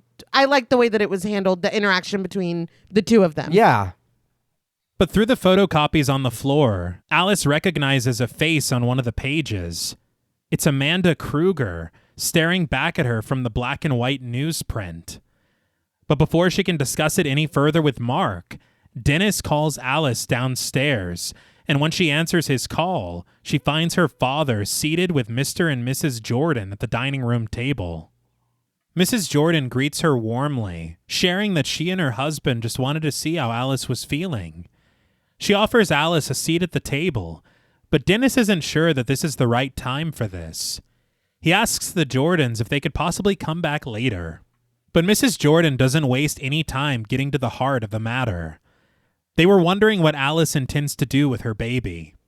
Alice seems surprised by this question, stammering her answer. She's thought about it, and she plans to keep him. Mrs. Jordan offers a hesitant nod, glancing over at her husband to take over the discussion, which he does, explaining that they were concerned that all of this might be a little too much for Alice, being single and everything. After this inartful statement, Mrs. Jordan takes over again. What they mean is, they know the burden that raising a child would place on her, and they want to help. If she stopped right there, this is family. Yeah. Mm-hmm. And I was like, oh. But But there's more space dust on here. Mrs. Jordan shares that they want to adopt Alice's baby and raise it as if it were their own. Mark meanders awkwardly behind Alice as she very politely declines their request. Her baby is her responsibility. Mark lingering in the doorway to God. listen was so me. Like, he's like, what the fuck's going on? He's part of the group. He is. It was just cracking me up. Mrs. Jordan counters. It's their responsibility too. The baby is their grandchild. Mr. Jordan starts to have second thoughts about this impromptu meeting, but Mrs. Jordan persists. They're worried that in Alice's present condition, she doesn't have the ability to take care of a child. She trails off, flustered, but Alice inquires, "What are you talking about? My condition?" With a sigh, Jordan reveals that they got a call from Dr. Moore, and he said that Alice was hysterical and that she was having paranoid delusions. What? I know. That's the phone call. That's Yeah. illegal. Yeah, It's very that's illegal. Crazy. Okay. It would be bad enough if he called Alice's father. Uh-huh. Yeah. But to call these people, and again, it would be nice if in that scene where they find out that she's pregnant and they're like, damn. Yeah. If he was like, are you guys like they know each other, like they're friends Yeah, or something. yeah. Yeah, because he knew the number by heart. Yeah, Yes! he did. Yeah, he called him. Yeah. Yeah. I mean, some kind of existing relationship where he would be like, oh, dude, like your grandkid is in trouble or anything. Why? What the fuck? Why would you do that? I don't know. I know we have a lot of stuff going on with Freddy Krueger right now, but once we figure that out, we're suing the shit Yes. out of this Dr. Moore. Alice insists that the Jordans don't understand, but Mrs. Jordan seems to think that she does. She knows that Alice has been going through a lot, but there's more at stake here than just Alice's feelings. Alice seethes. They're not taking her baby. But Mrs. Jordan then crosses a line, supposing that the courts might not agree with Alice.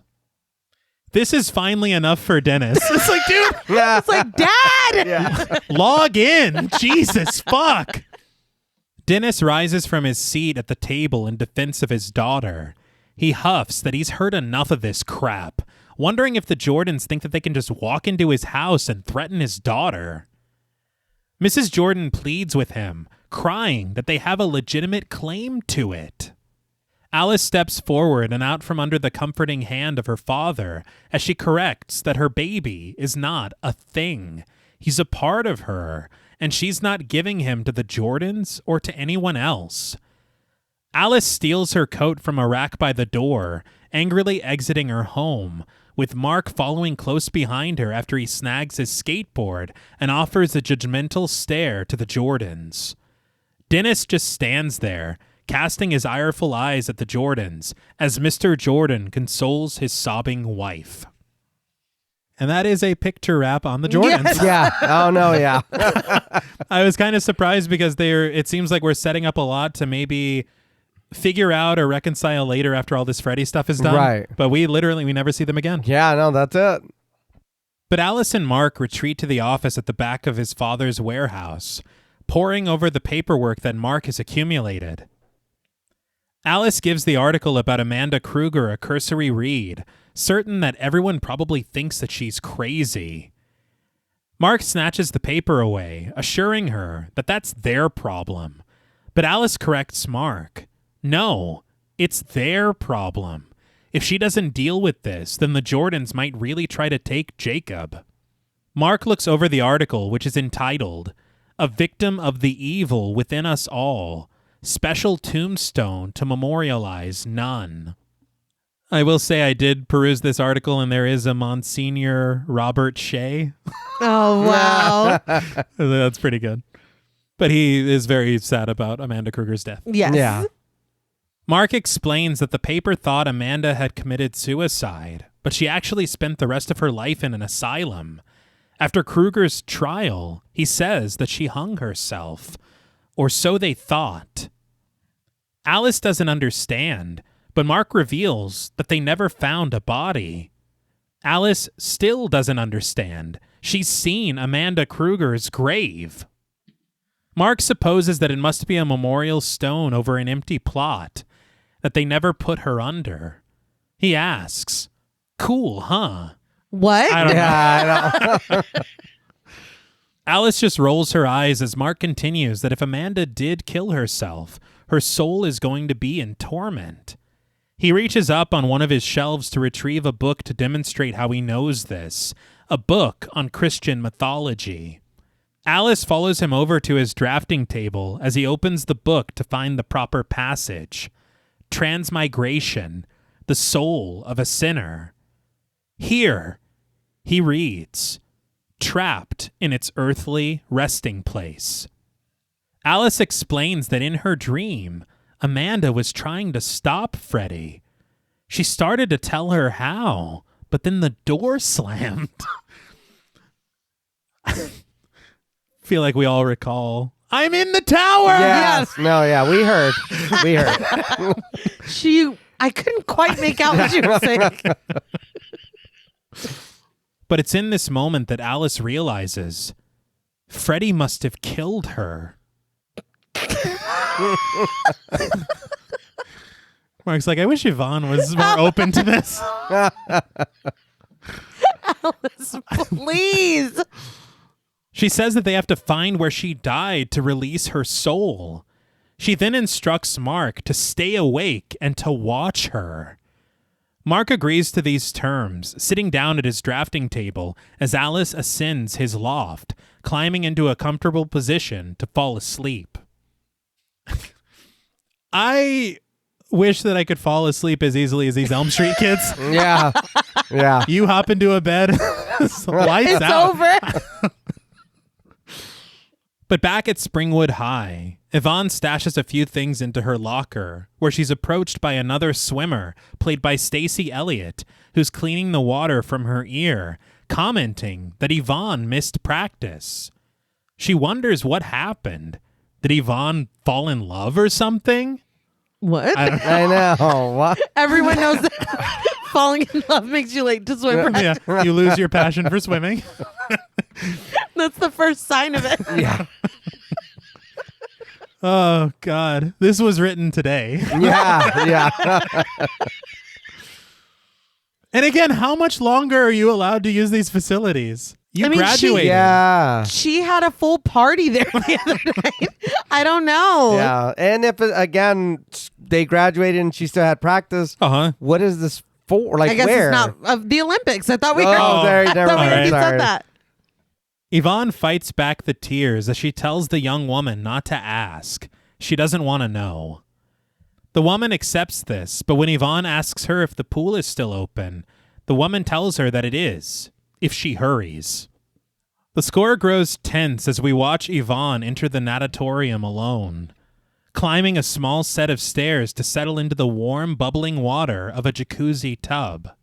She sinks comfortably into the corner, closing her eyes and dipping beneath the surface of the water.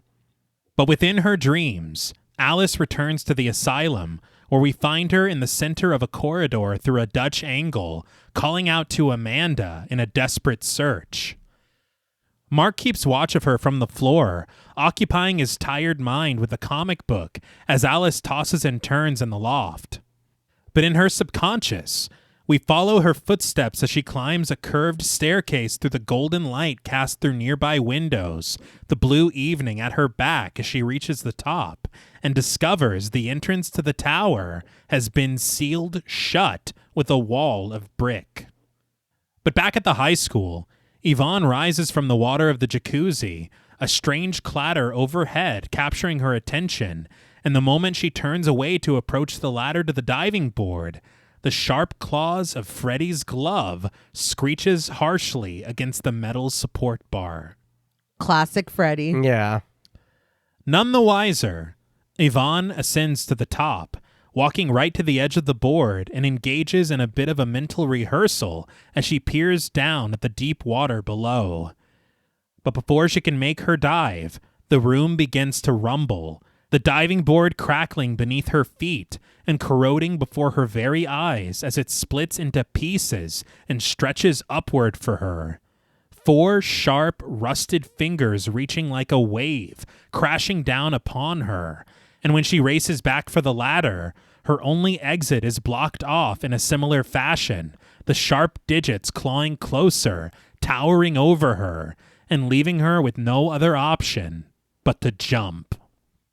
Yvonne dives for the crisp water below her, a shriek escaping her as she's suspended in the air, the pool water beneath her turning putrid with pollution, and Yvonne unable to overcome the gravity that sends her splashing right into it.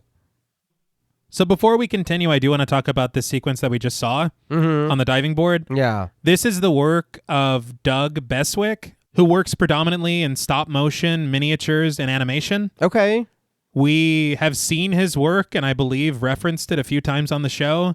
He worked on Evil Dead 2. Okay. I believe he did the sandworm sequence in Beetlejuice. Nice. And he also has a credit for Aliens. Oh. But here in A Nightmare on Elm Street 5, Beswick was responsible for 2 sequences. One that we'll talk about now, which is this diving board, and one that we'll talk about in just a minute. But for this sequence of Yvonne on the diving board, Beswick used stop motion animation and rear projection to bring it all together. These claws that we see were made out of foam and animated frame by frame. So for the 10 seconds of screen time that we get here, it required about 240 different movements. Damn. This took 2 full days to animate. And to make matters worse, I also heard on that Never Sleep Again documentary, but Kelly Jo Minter said that she had food poisoning on the day of filming, which I can't even imagine. Yeah. It made me think of Stan Smith. No. Not in the pool. This looks great, though. Yeah. And I would never, she doesn't let on at all that she is sick. No. Right. She brings it. Yes. But Yvonne rises within the bubbling water of a rusted metal tank, the sounds of her struggle seeming to alert Alice on the staircase. But before she can do anything about it, Freddy calls out to her. Hey, Alice! Let's rock and roll! Alice slams against the brick wall in front of her, the room seeming to shift as she tumbles through an open door, clattering past metal chains and sinking right into the bubbling water of the metal tank. Alice glances around, puzzled, only for Freddy to rise from the depths, spitting water from his lips like a fiendish fountain.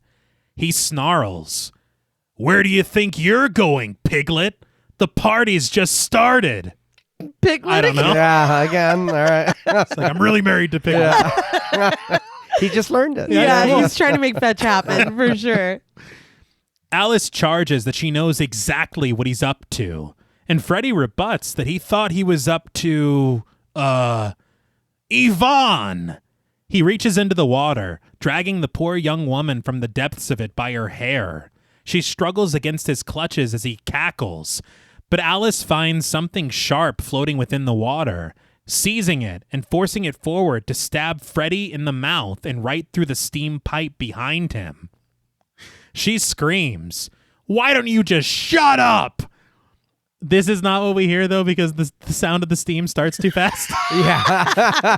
It does drown her out. Yeah. She's like, "Why don't you shut up?" Steam rises all around Freddy as Alice reaches for Yvonne, dragging her out of the room for the safety of the corridor outside. The camera swirling overhead, Freddy frees himself, charging after them, but suddenly stops in the doorway, fear seeming to set in as he drags his claws against the door just before it slams shut. Yvonne crumbles to tears, wondering what happened, but Alice explains that Freddy is afraid to come in because of Amanda. She then checks on her friend, still soaked in the sludge of the swimming pool, and Yvonne finally realizes Alice isn't crazy. Alice lifts her friend to her feet, telling her that they have to find Amanda, and the pair set off down the hall to do just that. But back in the waking world, Mark searches through his stash of comics on the floor. Captain America, The Avengers, The Amazing Spider-Man. But he finds one in the stack that he doesn't seem to recognize. It's issue number 13 of Nightmares from Hell. The silhouette of a claw on the cover dragging 4 symmetrical wounds through flesh. And I did laugh because there is a KC in the corner, which we can only assume stands for Kruger Comics. Yeah, that's great. But as Mark flips it open, he scans past the pages, and in black and white, he inspects depictions of the horrors that befell Greta, Yvonne, Alice, and even Amanda Kruger. Mark can't believe his eyes, the comic sketches of his friends descending into unimaginable agony at the hands of Freddy. But when he flips to the last page, he finds a drawing of himself resting on the floor of the warehouse, reading this very comic. I love it. So good. Yeah. With barely enough time to register a reaction, a blue light beams from within the comic, engulfing Mark, his body becoming a frail animated version of itself as it's absorbed into the pages of the book. Once inside, Mark stands stark, the only pop of color within the flattened black and white world of the warped cartoonish stockroom. And without missing a beat, Freddy makes his presence known, presenting himself to Mark with a dramatic flourish and a tip of his hat. It's like, all right, dude. Mark takes off running, climbing over the shelves, dipping under beams, as Freddy is hot on his tail in pursuit, adding insult to injury by swiping his skateboard and fitting it for a series of sharp spikes. Unfortunately, instead of an escape, Mark only succeeds in finding a dead end, turning to face the fiend that follows close behind. He closes his eyes, accepting his fate as Freddy continues forward. But when he opens his eyes, Freddy is gone, and Mark bears witness to the complete collapse of the entire warehouse in front of him, each shelf crumbling, every support shattering, until nothing but the piled-up debris surrounds him. When the dust settles, Mark stands shaken, but still alive, though from on high, a viscous red liquid drips down, imbruing the blonde strands of his hair and prompting him to cast his eyes upward. There, Mark finds Greta, blubbering for help through her bloated cheeks as Freddy steps out from behind her. Sticking a claw into a wound at her gut and bringing it to his lips, Freddy gushes, "Is she delicious? Or am I crazy?" What the fuck? That's not even a pun. No. It's like, I'm tired, all right? Mark screams for Freddy to leave her alone, and Mark gets his wish as Freddy unhands Greta, sending her tumbling from the scaffolding, transforming into one of her dolls mid-air and shattering a bloody mess across the warehouse tiles. Tears filling the broken doll's eyes, Mark shakes with fury as Freddy leaps down to join him on the ground floor. And when Mark turns to face him, he whips around with a roar, now clad in the costume and wielding the weapons of the Phantom Prowler, triumphant music surrounding him as he declares, "Time to die, you scar-faced limp dick." So anyway, Mark starts blasting. Each bullet bursting a hole through Freddy, colorful confetti sprouting forth from each fresh wound until he can take no more and collapses to the ground. The Phantom Prowler stands victorious, vanquishing the vile villain. But everything falls still for a moment, until Mark realizes that it isn't over. And from his seeming death rises Super Freddy, played by Michael Bailey Smith, the caped and now muscular menace towering over the Phantom Prowler and letting loose a laugh. "Faster than a bastard maniac."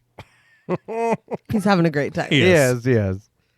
Michael Bailey Smith, we talked about him on The Hills Have Eyes. No shit? Yeah, he's Pluto, right? Yes. That's why. Yeah. That is wild. Mark's weapon can't harm him, ricocheting right off of his sweater as Super Freddy boasts, "More powerful than a loco madman. It's Super Freddy." He's coming back. Yeah. He's gathering strength. This is new for him. Yeah. It's like, I've never done this before. He lurches forward with a slice of his claw, shredding Mark's costume, tearing a hole right through him and rendering him two-dimensional. Freddy charges. "I told you comic books was bad for ya." Mark shrieks as the color drains from his cartoon body, leaking out to collect into a vibrant pool across the floor. But Freddy isn't finished, slashing wildly through Mark, paper remnants of what's left of the young man raining down around the madman until we pull back from this cartoon world and out of the issue of Nightmares from Hell, the comic now complete, depicting Mark's murder as his bloody arm is now draped just above its ominous pages. So the Super Freddy thing was silly as shit, but I loved this entire sequence. Oh, yeah. And this sequence was entirely animated by Doug Beswick. Okay. This was the second thing that he did.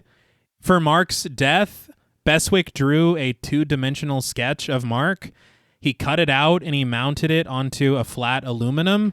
And it was naturally a miniature, of course. Yeah. But he animated this as well, frame by frame. Wow. Yeah. In camera. And he said that there were no digital or optical effects involved at all. Huh. And he said that Freddy was just composited in later through the use of a blue screen. Okay. And something really cool about this sequence that I was really impressed by was that the random pops of color. Mm-hmm. And what they did was, instead of draining all the color out and then just adding things back in post, they painted the entire warehouse black and white. So everything that we see is exactly as it is. Oh, wow. That's awesome. Yeah. So Mark is just Mark in full vibrant color, and the blood the same thing. And I guess Super Freddy was also painted black and white. Yeah. So it's just, I was very impressed. Yeah. And I think it's probably the most effective dream sequence in the film. I would yeah. agree. Yeah. Yeah. But Alice wakes up in a fright, her eyes climbing the strewn comic books across the floor to discover Mark's body, lying lifeless beneath the clattered shelves, a scream escaping her once she finds him there. And similarly, Yvonne awakens inside the jacuzzi with a splash, leaping out of the water to exit the pool entirely. But back at the warehouse, Alice stands shaken, held in the arms of her father and surrounded by emergency response vehicles. As Mark's body is wheeled out on a gurney, a cop, played by Cesar Anthony Torres, exits the building to approach Dennis, Removing his hat, he explains that nothing in that building was up to code, and it's a miracle that they both weren't killed. He's being really aggressive to someone who does not own this building. No. Yeah. Honestly, No. yeah. Where's Mr. Gray? Yeah, no shit. So we've already taken him into custody. I was gonna say he fled into the night. Yes, yeah. But Alice refutes this. No, he won't hurt me. He needs me alive. The cop has no idea what she's talking about. And Dennis, you just slapped your head. I know. Why would you I say don't that? know. It's like she can't. Do you ever think anything you don't say? But Dennis just waves it off, assuring the cop that Alice isn't talking about anyone. She's just very upset. The cop suggests for them both to come on down to the station. But Yvonne pulls up in her red Volkswagen convertible, Alice breaking away from her father to rush over to her friend for a hug. Yvonne takes in the flashing lights and the first responders, her eyes filling with tears as she asks Alice what's going on. Where's Mark? Alice explains that Mark fell asleep and Kruger got him. The cop's like, say what now? Yeah. He's like, that cougar's back? He's been plaguing the entire time. But even that doesn't make sense because, again, Nancy's dad was part of the police force. Uh-huh. They Yeah. should know what this is. Yeah. Absolutely. Yvonne crumbles to tears, and Alice immediately tries to snap her out of it. Hey, I need you to be strong now. Listen. She says that they have to get Kruger before he gets to Jacob again. Yvonne trembles tearfully, wondering how they're supposed to stop him, and Alice answers that they only can through Amanda. Yvonne agrees that they do have to find her, though she refuses to take another jacuzzi with that guy again. Like, nobody's going to ask you to do that. But Alice remembers that she was in the tower when Freddy used Yvonne to distract her. Dennis then calls out for Alice, interrupting her conversation with Yvonne. But before she departs, she leaves Yvonne with an important instruction. Head for the asylum, the one that Alice told her about where all of this started. There, she'll find Amanda. Dennis drags his daughter away against her protests, but as she's ushered over to his car, Alice repeats the order. Find Amanda. We watch Yvonne, behind the wheel of her Beetle, arriving at the entrance of the asylum. She exits her vehicle, climbing the tall stone steps to enter its walls, her flashlight stabbing through the dark and illuminating its decrepit, graffitied, and cavernous corridors. Alice, however, is fast asleep in her bed at home, hidden within the darkness of her room, her surroundings slowly illuminating to reveal that she is fast asleep within the walls of the asylum, too. The lights creak and sway above Yvonne's head as she continues onward, and we dip down from these fixtures, match-cutting to find Alice making her way through the horrific halls within her dream, approaching the rusted door where she last saw Freddy and calling out to him. I thought that was a fantastic match cut. Oh, yeah. She screams, "Come out, Kruger! The game's over!" She continues that she was stronger than him, so he picked on Jacob. She curses him as a bastard, accusing Freddy of trying to make Jacob like him so that he can live through his dreams. Alice is unwavering. "Well, I won't let you!" She continues down the hall. But out in the real world, Yvonne finds the leaf-littered staircase that Alice discovered in her dream, the one that leads up to the tower but is sealed by a brick wall. Grabbing a piece of rebar, Yvonne bashes at the barrier, knocking a piece free, which allows her to peer inside with her flashlight. But within the dream, Alice stands at the bottom of the staircase, antagonizing Freddy. "Okay, if you won't talk to me, maybe you'd like to talk to Amanda." This gets Freddy's attention. He stalks through the halls, glitching in and out of existence for some reason. Yeah. I wasn't sure about that. But he gives chase in pursuit of Alice through the corridors. Somehow, though, Freddy gets all turned around, leaving himself open for Alice, who charges at him with the spiked edge of the broken baby carriage, impaling him through the spine and sending him tumbling down a flight of stairs. Once he collects himself at the bottom, he's immediately swarmed by the patients of the asylum, 200 arms reaching for him as he sinks back to the ground, where he's promptly torn limb from limb, his sweatered arm ripped from his shoulder and tossed aside, where it disintegrates into a torrent of red and green tarantulas. With her dry, cool wit, Alice seethes. "Good night, asshole." She's trying, man. Yeah. He really let his guard down. He too. did, yeah. It's like, I swear she took a left. I saw her. But when a tarantula lands on her shoulder, all of her venom evaporates, fear filling her as she tears her jean jacket off, hurling it to the floor and stomping it, literally everywhere that a spider isn't. They did say, I think they had something like 200 tarantulas for this sequence. Damn. And they said that they did hand paint the back of them either red or green. Personally, the production did. Oh, wow. And I don't know. I've read a lot. There were some things that had said that Hopkins doesn't know what happened to the tarantulas, and he says that they were all like set loose or something, and they never found them again.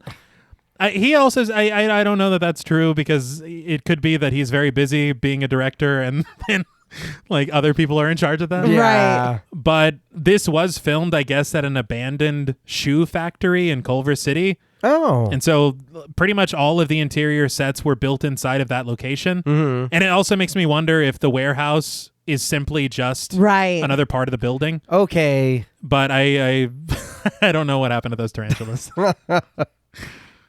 But through an adjacent corridor, Freddy's voice echoes. "I'm your real friend, Jacob. Just like a daddy."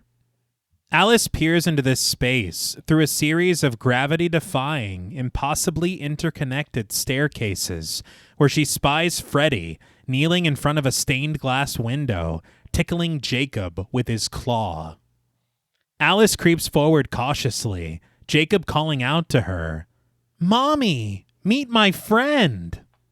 Freddy appears warped and misshapen, a poor attempt at piecing himself back together, and he thanks Alice sarcastically for it. "It's my new look. You like it?"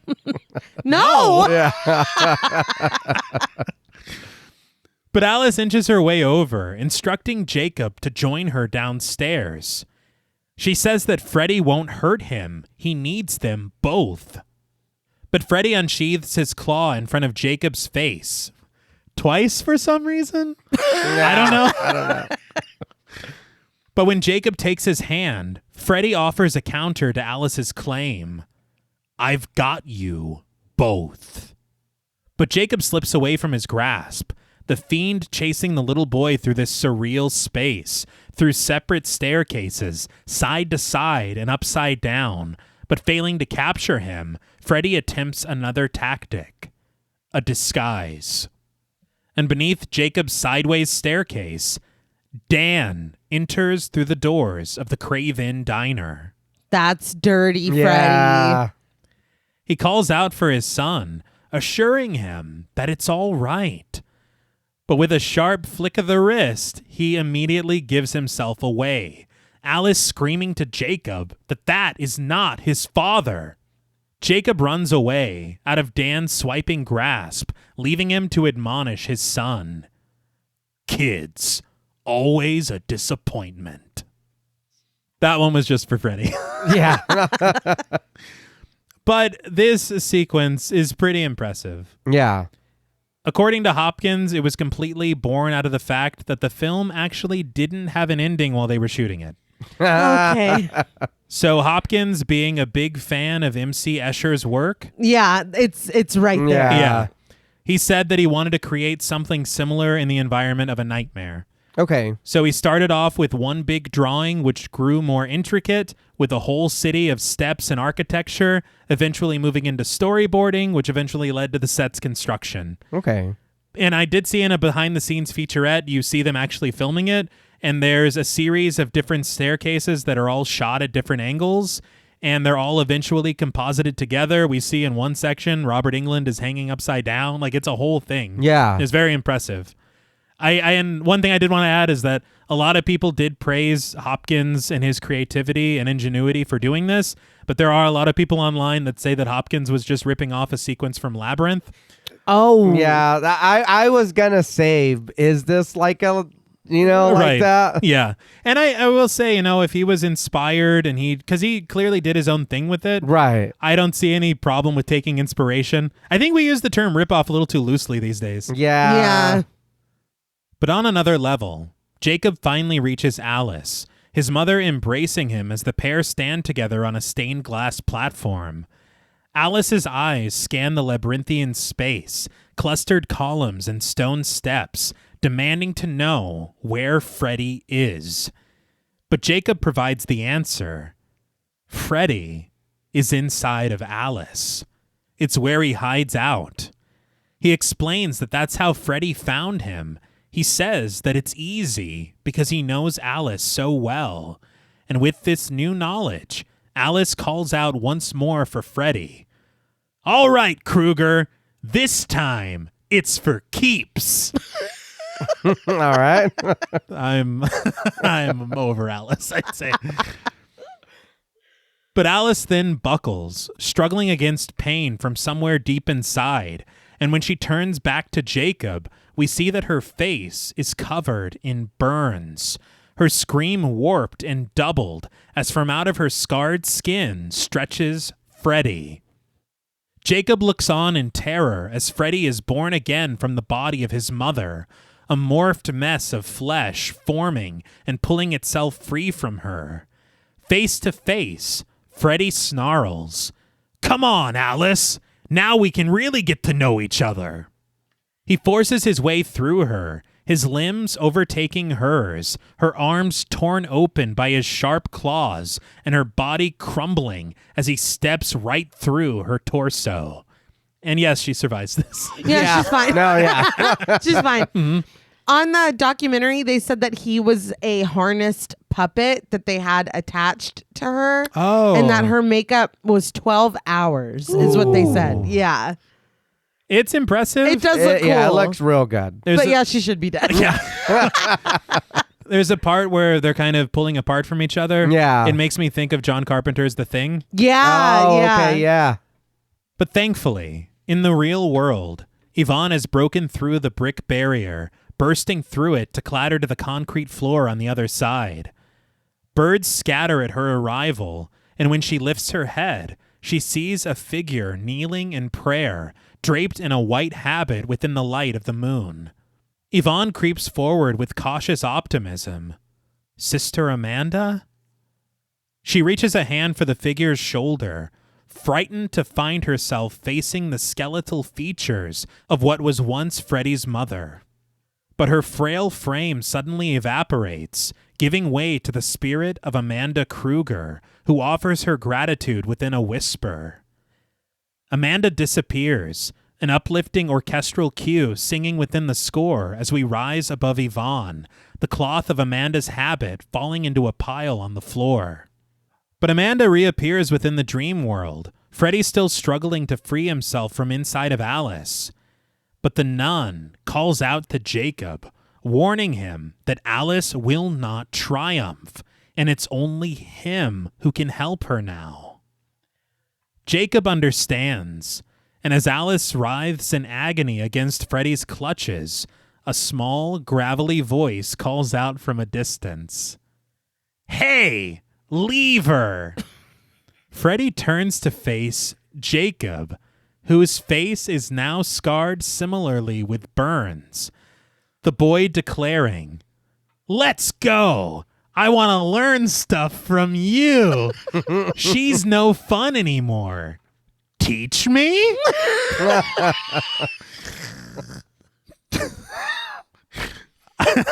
I'm not a fan of this. I still don't. It's like, all right, dude. How much more does this? How much more do we have? Freddie considers this for a moment before finally dropping Alice and taking Jacob up on his offer. He makes his way over to the boy, but stops dead in his tracks when Amanda's voice echoes from the top of a distant staircase. Now, Jacob, unleash the power that he's given you. The boy turns to face the fiend, hissing, "School's out, Kruger." How do you know what school is? I don't know. That's true. Well, Alice just graduated, maybe, It's like I learned it. Yeah, he was a little bit there. I've read online that this was originally supposed to be, but I guess the kid's parents had problems with him saying it. It was supposed to be, "Fuck you, Kruger." And What is I don't know. Like Hellraiser? Yeah. I feel like this, firstly, that's just ridiculous. This at least makes sense. He just told him to teach him. me. Yeah. Yeah. It's all weird. Yeah. Okay. Yeah, it's a little weird. You It's a saying little that weird. there was no ending, like it's like, okay, that Yeah. tracks. Jacob projectile vomits the souls that Freddy fed to him. Sharp spines with the faces of the mechanical Dan, the puff-cheeked Greta, and the phantom prowler Mark, ripping through Freddy's body and out of his spine, tearing the fetus Freddy free from his flesh and out of his back. His adult frame crumbles to the ground as Amanda seizes his tiny form, holding him in her arms, where he evaporates and is promptly absorbed into her. Similarly, Alice approaches Jacob, who is now reverted to the age of an infant, resting within the tattered cloth of his hospital gown. The boy is engulfed in a bright blue light, disappearing within Alice's arms, but when Alice attempts to approach Amanda, she warns Alice to stay back, to just take her baby and leave. Amanda clutches her abdomen, walking away into the light at the top of the staircase, but before she can make a proper exit, Freddy's clawed fingers rip through her stomach, Amanda writhing against his urgency as he demands for her to let him out. Rusted doors slam shut as the camera pulls back, Amanda descending deeper and deeper into the asylum, seemingly sealing Freddy and all of his evil away with her. I thought the doors were really cool. Mm-hmm. And I was interested to learn how they were able to pull this off. I was like, I felt bad for them. Ugh. On that featurette, they talked with Alan Monroe, who said that to do this, they had built miniature doors with squibs in them that would blow when they needed them to. But they were working in a brick warehouse with no ventilation and no AC. And it was over 100 degrees outside. So it was horrible in there. So he said basically it was a bunch of dudes standing around in their bathing suits and shoes because they were sweaty. It was horrible in there. And so they're blowing up these little miniature doors that they had made of candy glass. And they said the candy glass is all over the floor. And it melted because it was so hot in there. And so he said it was like the floor was like 2 inches thick with melted candy, sugar. And so it had ruined the bottom of their shoes. He said he had to throw his shoes away. It was just horrible that they had filmed doing this for over 20 hours. Oh my God. And it was, he said, the most miserable experience he had ever had. And when they finally finished it, the director didn't like it. And so they had to do it again. Oh, man. I quit. I know. But I it need ended a up, minute. Yeah. it ended up great. It did. Yeah. It looks It's really like, cool. I will do it when you give me some fucking AC in there. Yes. And Yes. I'll yeah. do it however many times you want. Yeah. But yeah. But sometime later, back in the real world, Alice is joined for a picnic in the park by Dennis and Yvonne. She reaches into a small carriage, lifting baby Jacob into her arms, the little boy wrapped in a warm white blanket. Yvonne smiles. "You do good work, Alice." But Alice amends this. So did Dan. They join each other on a blanket of red and green plaid. I was like, why would you do that? Yeah, I know. But Yvonne asks Alice if Jacob is still keeping her up at night, and Alice assures her that it's okay, noting that he has the rest of his life to catch up on his sleep. Baby Jacob, played by Cara Marie, smiles up at the adoring Alice and Yvonne as Dennis leans over to join the trio. Dennis retrieves their lunch from a nearby basket, taking out a Mountain Dew and a Pepsi with the labels, of course, facing the camera. Oh, yeah. But as the camera pulls back, we find ourselves floating past a little girl in a frilly white dress, skipping rope and humming a very familiar song. We cut to black, and the credits roll. So, what did you guys think of A Nightmare on Elm Street 5, The Dream Child? I don't mean to interrupt, but the end credits. I was not ready for that. I was not expecting that whatsoever. I was giggling because I don't understand the correlation. I don't either, but I listened to the whole thing. I did too. I missed it entirely. I as soon as it cut to black, I knew that it was over, and I just stopped. Oh yeah, no, I learned my lesson from the last time. Oh yeah, And, It wasn't quite that, but it was rap. It just busted straight into a hip hop song. Was the last one Ready for Freddy? Right. Okay. Yes. And again, that's what I listened to, Yeah. but I was not expecting that for this movie. Like I knew was really before funny. that the Fat Boys and they did that other Yeah, song. yeah. I was not prepared for what I happened think it was after Cool this. Mo D. Yeah. What? Yeah, Yes. but it's just it was so jarring. Was it related to Freddy at all? No, What? it was hilarious. I mean, I enjoyed it, but I didn't know that was going to happen. Not at all. I'm sorry, go ahead. No. Poor Freddy. He just wanted to be a boy again. You know what I mean? Just like That's Chucky, he was going to be 8 years old again. But I think that what for me as we went through it, what this movie suffered from was when they start talking. Right. I hate saying that, but when there is heavy dialogue and there's explaining or we're supposed to, listen to somebody or we're supposed to learn something, it's like, well, we know this though. You've already said it, or this is stuff. If we're fans of the franchise, we already know. Mm-hmm. And I know they don't, but it's like, can we find a better way to convey this or like to learn it or to anything? And some of them should. Yeah. Right, No. right. I think that it would have improved the movie if it was like, there's no way this is happening, and them just, I guess just being like, you're a liar. That's not, Freddy's gone or what, something to make her maybe the outsider instead of everybody just being like, wait, this never happened here. What are you talking about? Nobody knows anything. And it's like, okay, for me, where this shines is the dream sequences. Yes. Like all that, the effects and all that. I was like, man, and I don't. Again, I know you said Serious T that they wanted to go back to him being scary. There's no way you made this and you were like, that's the same as Nightmare on Elm Street 1. Right. Yeah. Like, there's no way. I'm laughing at a lot of the stuff. I know it's not supposed to be funny, but it is. Yeah. Well, And- it felt like some of it was. Maybe. And I Dude, mean, there's no way that you can see that baby Freddy and be like, no, this is very... yeah, people Yeah, are this is they're gonna be terrifying. there's Yeah. no way. No. But I really enjoyed and got a lot of enjoyment out of this movie. And like you said, babe, up top, I would definitely watch this again. I would watch it tomorrow. Like, it's fine. But man, what a treat. I did a treat for the eyes. This was really cool. Again, Freddy was in full form. I did enjoy that a lot. And man, I was very surprised. I remembered some stuff about the movie, but I didn't remember again how we got there. And then watching it and for the show and us talking about it, I really had a good time with this. I did too. I think that it suffers narratively, which we've already gone over, but it is frustrating watching characters over an hour and a half figure the same thing out over and over and over again, or discover a truth that we knew 10 minutes into the movie or whatever. Like, it does get maddening in that sense, but I feel like this film kind of does a good job of just when you're getting like fed up with that aspect of it, you're in a cool sequence and you're like, all right, I'm back. You know what I mean? So it's like you're never frustrated for too long, but you are frustrated. Right. Again, the practical effects are just incredible.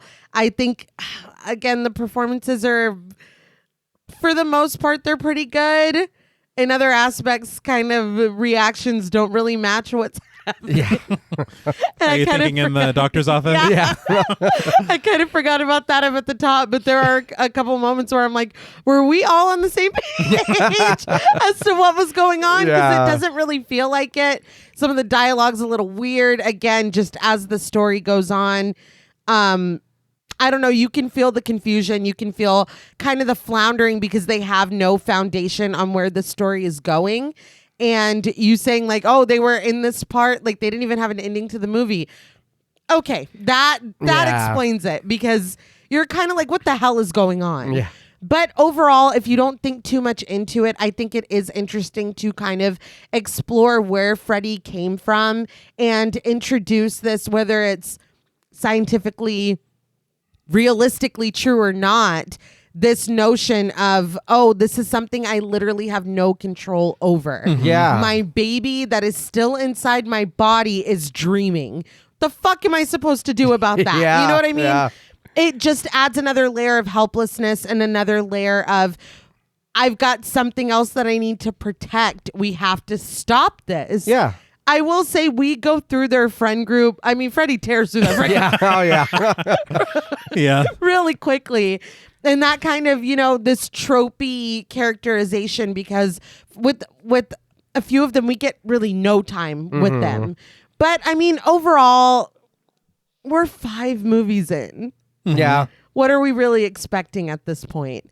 I think as harsh maybe as I was on my initial viewing, rewatching it, diving into it, I think it could have been a lot worse. I'm not mad at it. I think it was fun, and like we've already said, I definitely would watch it again. It might be one of the better sequels. Yeah. Not narratively, Right. but the sequences that we get, I think, are really, really interesting. And 5 movies in, introducing a new way to bring him in is interesting. And like you're saying, I know that we don't get a lot of time with the characters, but the fact that, again, Dan, he doesn't question her. He runs to her when she needs. Same thing with Mark. He's like, no, dude, I believe her. Let's listen to her. Yeah. And Yvonne, later on, she's like, okay. She clocks in. Right. She clocks in at the last So minute. at least we do have that. Yeah. And I just, again, the effects are fantastic. And Robert Englund is just giving it his all. Yeah. And that's always a treat to witness. I definitely agree with that part. I think that Robert Englund always shows up to work. Yeah. He's just fantastic. And again, I don't understand, like you were saying, JP, about this whole thing of trying to return Freddy back to these serious roots. Yeah. I understand the desire to want to do that, and I think that would be fantastic and very interesting, but that is not what we got here. No. So I don't know what that's about, but I kept coming across that. But I think that even kind of feeling as though my appraisal of it improved on a second watch, I still think this is probably my least favorite sequel that we've covered so far. Okay. Of A Nightmare on Elm Street. Right. We've covered a lot of other. Yeah. There's a lot of sequels. I feel like it is exactly that. I want a better narrative. Okay. And I want just the dialogue between these people to make sense or ring true. Yeah. In what world have you lived in Springwood all your life? You know somebody, you're best friends with somebody whose friends and brother were killed by Freddy Krueger, and this is the first time hearing of it. Yeah. I don't even know. Fred Krueger, you've said? Yeah, Frederick. Yes, I'm sorry. The Cougars back? Yeah. Oh, God. But I just don't understand. I don't understand that. And especially the fact of having both Alice and Dan. Both of them. You're telling me not one of them said something? Yeah. And honestly, it is kind of strange to me. Nay had raised a really good point earlier of it being like a perfect antithesis to Nancy's mom if Dennis clocked in Yeah. and maybe helped out with any aspect of this. Okay. Well, you didn't know. Yeah. He didn't, but tell him. Yeah. I really would have liked that too. Yeah. And to say, it's a matter of not only protecting your daughter, protecting your grandson, and getting revenge on the fiend that killed your son. Yeah. Like, I feel like he could have had much more. And they seemed like they were setting him up for more of an arc. Yeah. With how important it was for her father to be there. Yeah. And then he just disappears. Yeah. And having him redeem himself. Yeah. And He's still waiting for dinner. He is. Yeah.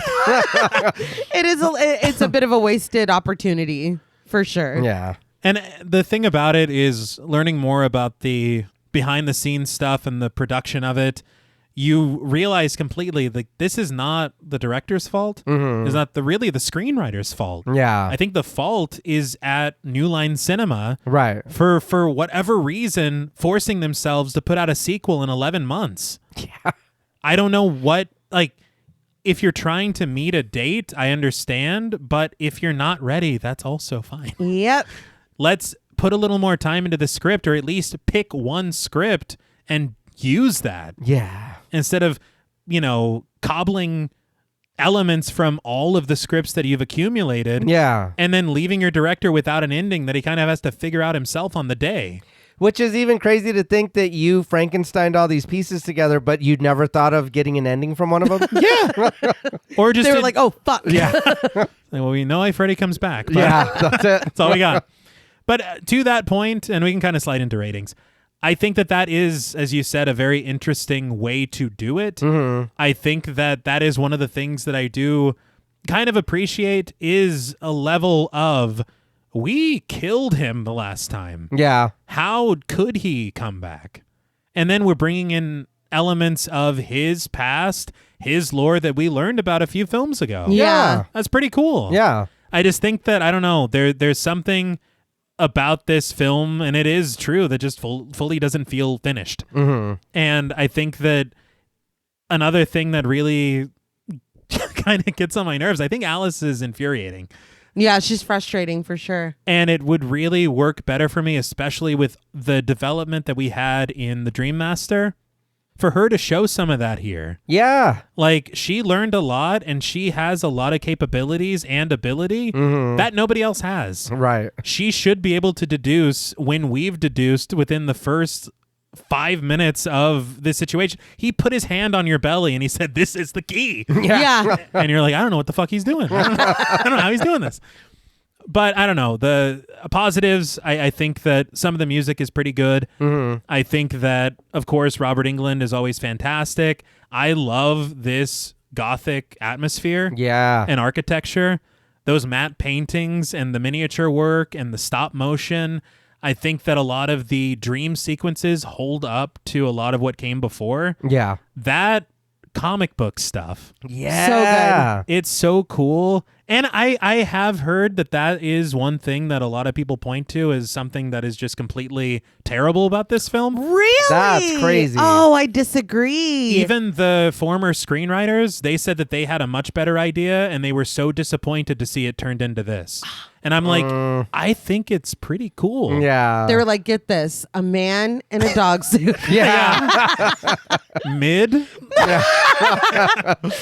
I loved that. I loved the stop motion too. Yeah. Absolutely. And I think that that's one of the strengths of this film, like we've been saying.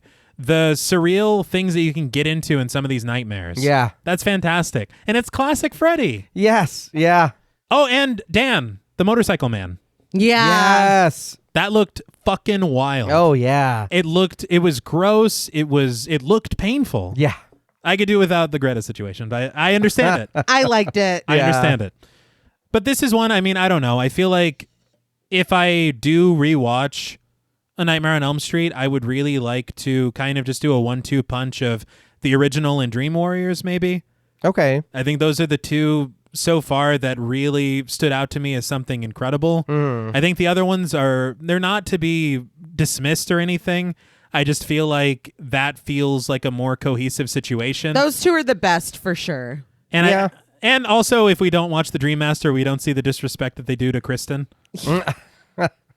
But I feel like this one is okay. And for what they were able to do with how little time they had, I think that should be commended too, because that is kind of an impossible task that they gave the director. Yeah. But I am really intrigued to see where this goes from here, because I have heard, and I don't know anything about what the next film is. Right, right. A lot of people claim that it's the worst in the franchise. I don't know what that entails, because again, people said 4 and 5 were terrible, and I think that they have merits and are pretty decent in their own way. I know that you probably know more. I haven't seen them in a very long time, but I'm going to be honest again. I think that these are all fine. The one that I would skip would be 2. And I'm like on the cool, and I'd still watch all of these. But again, I love Freddy. Right. So you know what I mean? The pool party. I know, but it's all right. I didn't bring my trunk, so I don't need to get in. I mean, I've got a Freddy doll sitting in the corner by my bed. You know what I mean? Like I think that the rest of these are fine. Right. But again, it could just be me apologizing for them. You know? Hey, I get that too. Yeah. You have a Nightmare on Elm Street coffee mug right now. I do. That you're drinking out of right now.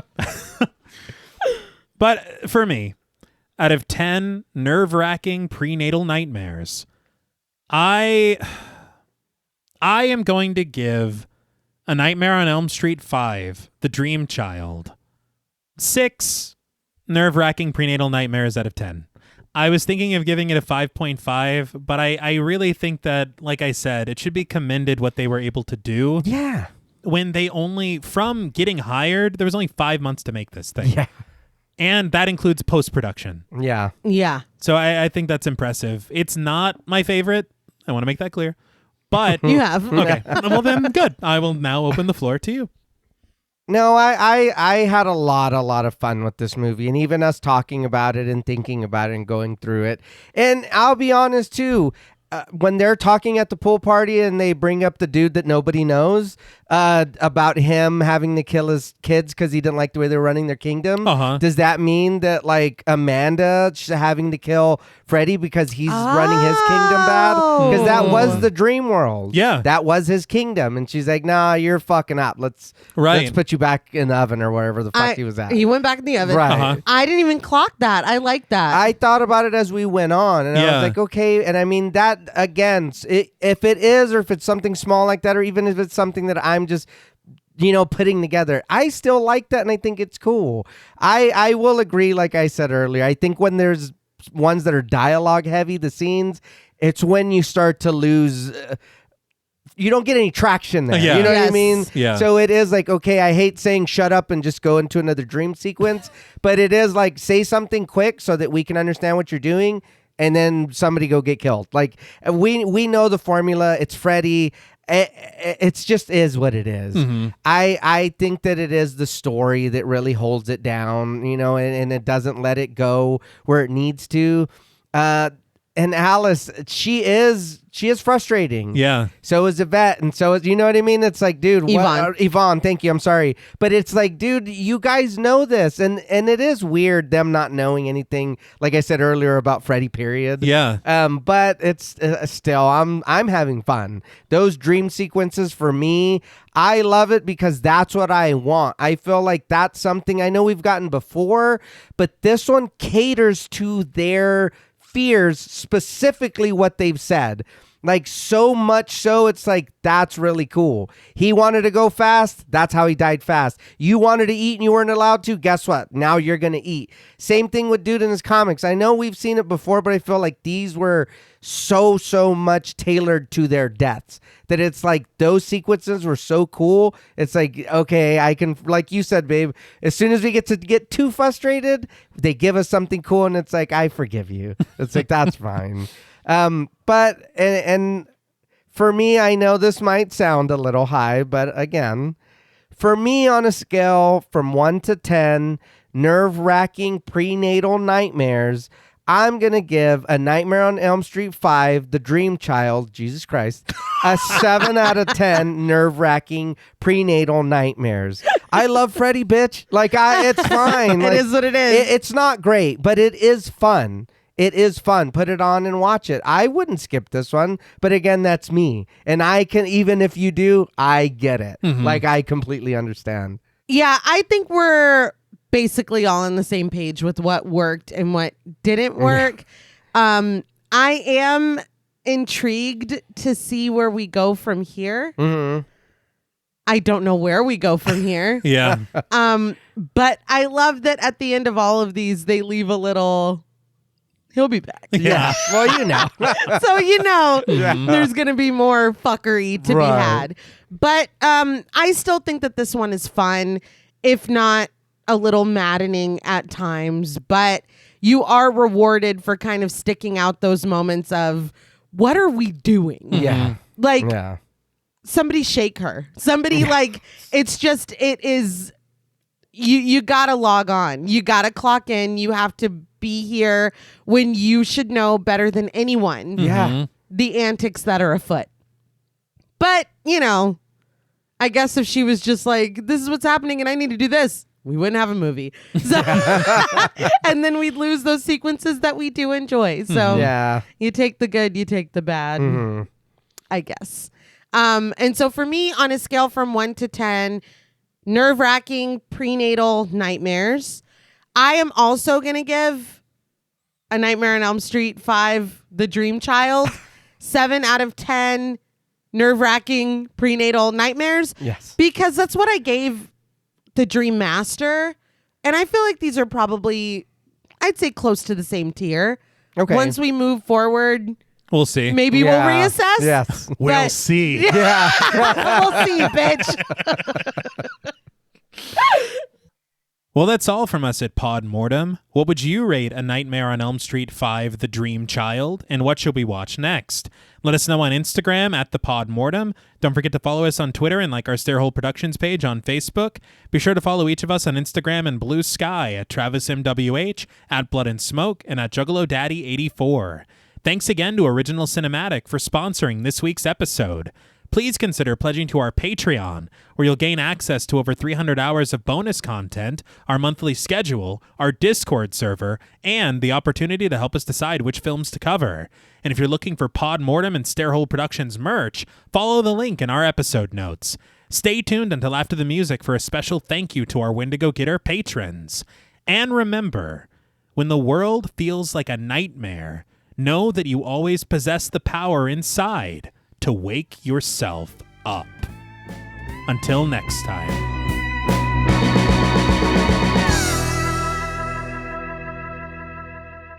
Thank you for staying tuned. We want to give a very special thank you to all of our Wendigo Getter patrons. Woo! Yeah. Fantastic work. A special thank you to Chris Ontiveros, Kristen Lofton, Megan Martinez, Kimberly Bass, Sophie Hodson, Anthony Jerome M., Jordan Nash, Kent Morton, Lala Thomas, Travis Anissa Hunter, Miguel Myers ATX, Jennifer Perez, Allison O'Neill, Carissa, TJ and Angie Bronson, Andy Teague, Applin Ontiveros, Karima Rhodes, Kimberly Kleindienst, Bobby Holmes, Donna Eason, JD Rezak, Molly Gerhart, Armand Spasto, Aaron Aguirre, Eggy, William Barry, Charity Oxner, Amanda Six, Mandy Rainwater, Jordan Roberts, Dylan, Spencer Montalvo, Pancake the Panda, John Ramos, Michael Newting, Alexis Roberts, Itzy M, Gary Horton, Kate Lamp, Carlos and Sydney, Jessica Hunter, Helena Rudder, Alan Johnston, Mariah, Livy Fun, Scott Troutman Wise, Mozzie Bear, Dave Burke, Emma Hagel Kissinger, Valerie G, Emiliana, CT Babs, Taylor Santana,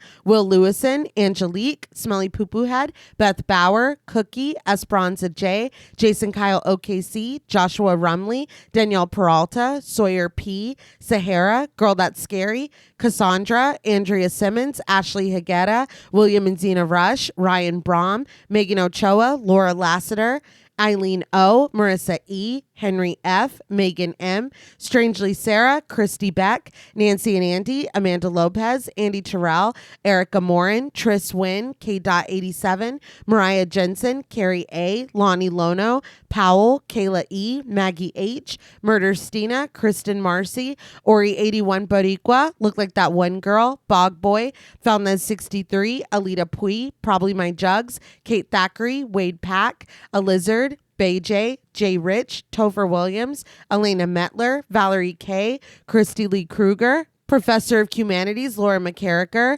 Naomi, Josh Smith, Autumn Green, Abby Kopp, Crystal 831, Skank Sinatra, Morgan Alexander, Tony Osteen, Julie Fredborg, Rihanna S., Daniel Taylor, Anna Kate, Heather Ortiz, Kim H., August, Jenny May, Old School Cool, Malik Caselli Armstrong, Scarly D, Toya Shea, Katie, Martin Shaw, Star, Tyler J, Cam Davies, Patrick Hoagland, Raven, Wesley Tart, Kristen Jackson, Jacob Nordberg, Samantha, Damian Grant, Half Price Horror, Clemmy, Nisi Nay, Aaron Norman, Victoria Smith, Patricia A. Graham, Erasmo Pena, Danielle Wright, Chuck D, Tabitha Thomas, Connie Lingus, Richard Murray, Irene, Jordan McCarthy, Rosalind Harnias, Emily Rance, Amy, Lisa and Kathy, Mike H., Kristen Sadler, Hannah, Sarah Jack, Casey L., Evelyn Knight, Paula Garcia, Nikki M.,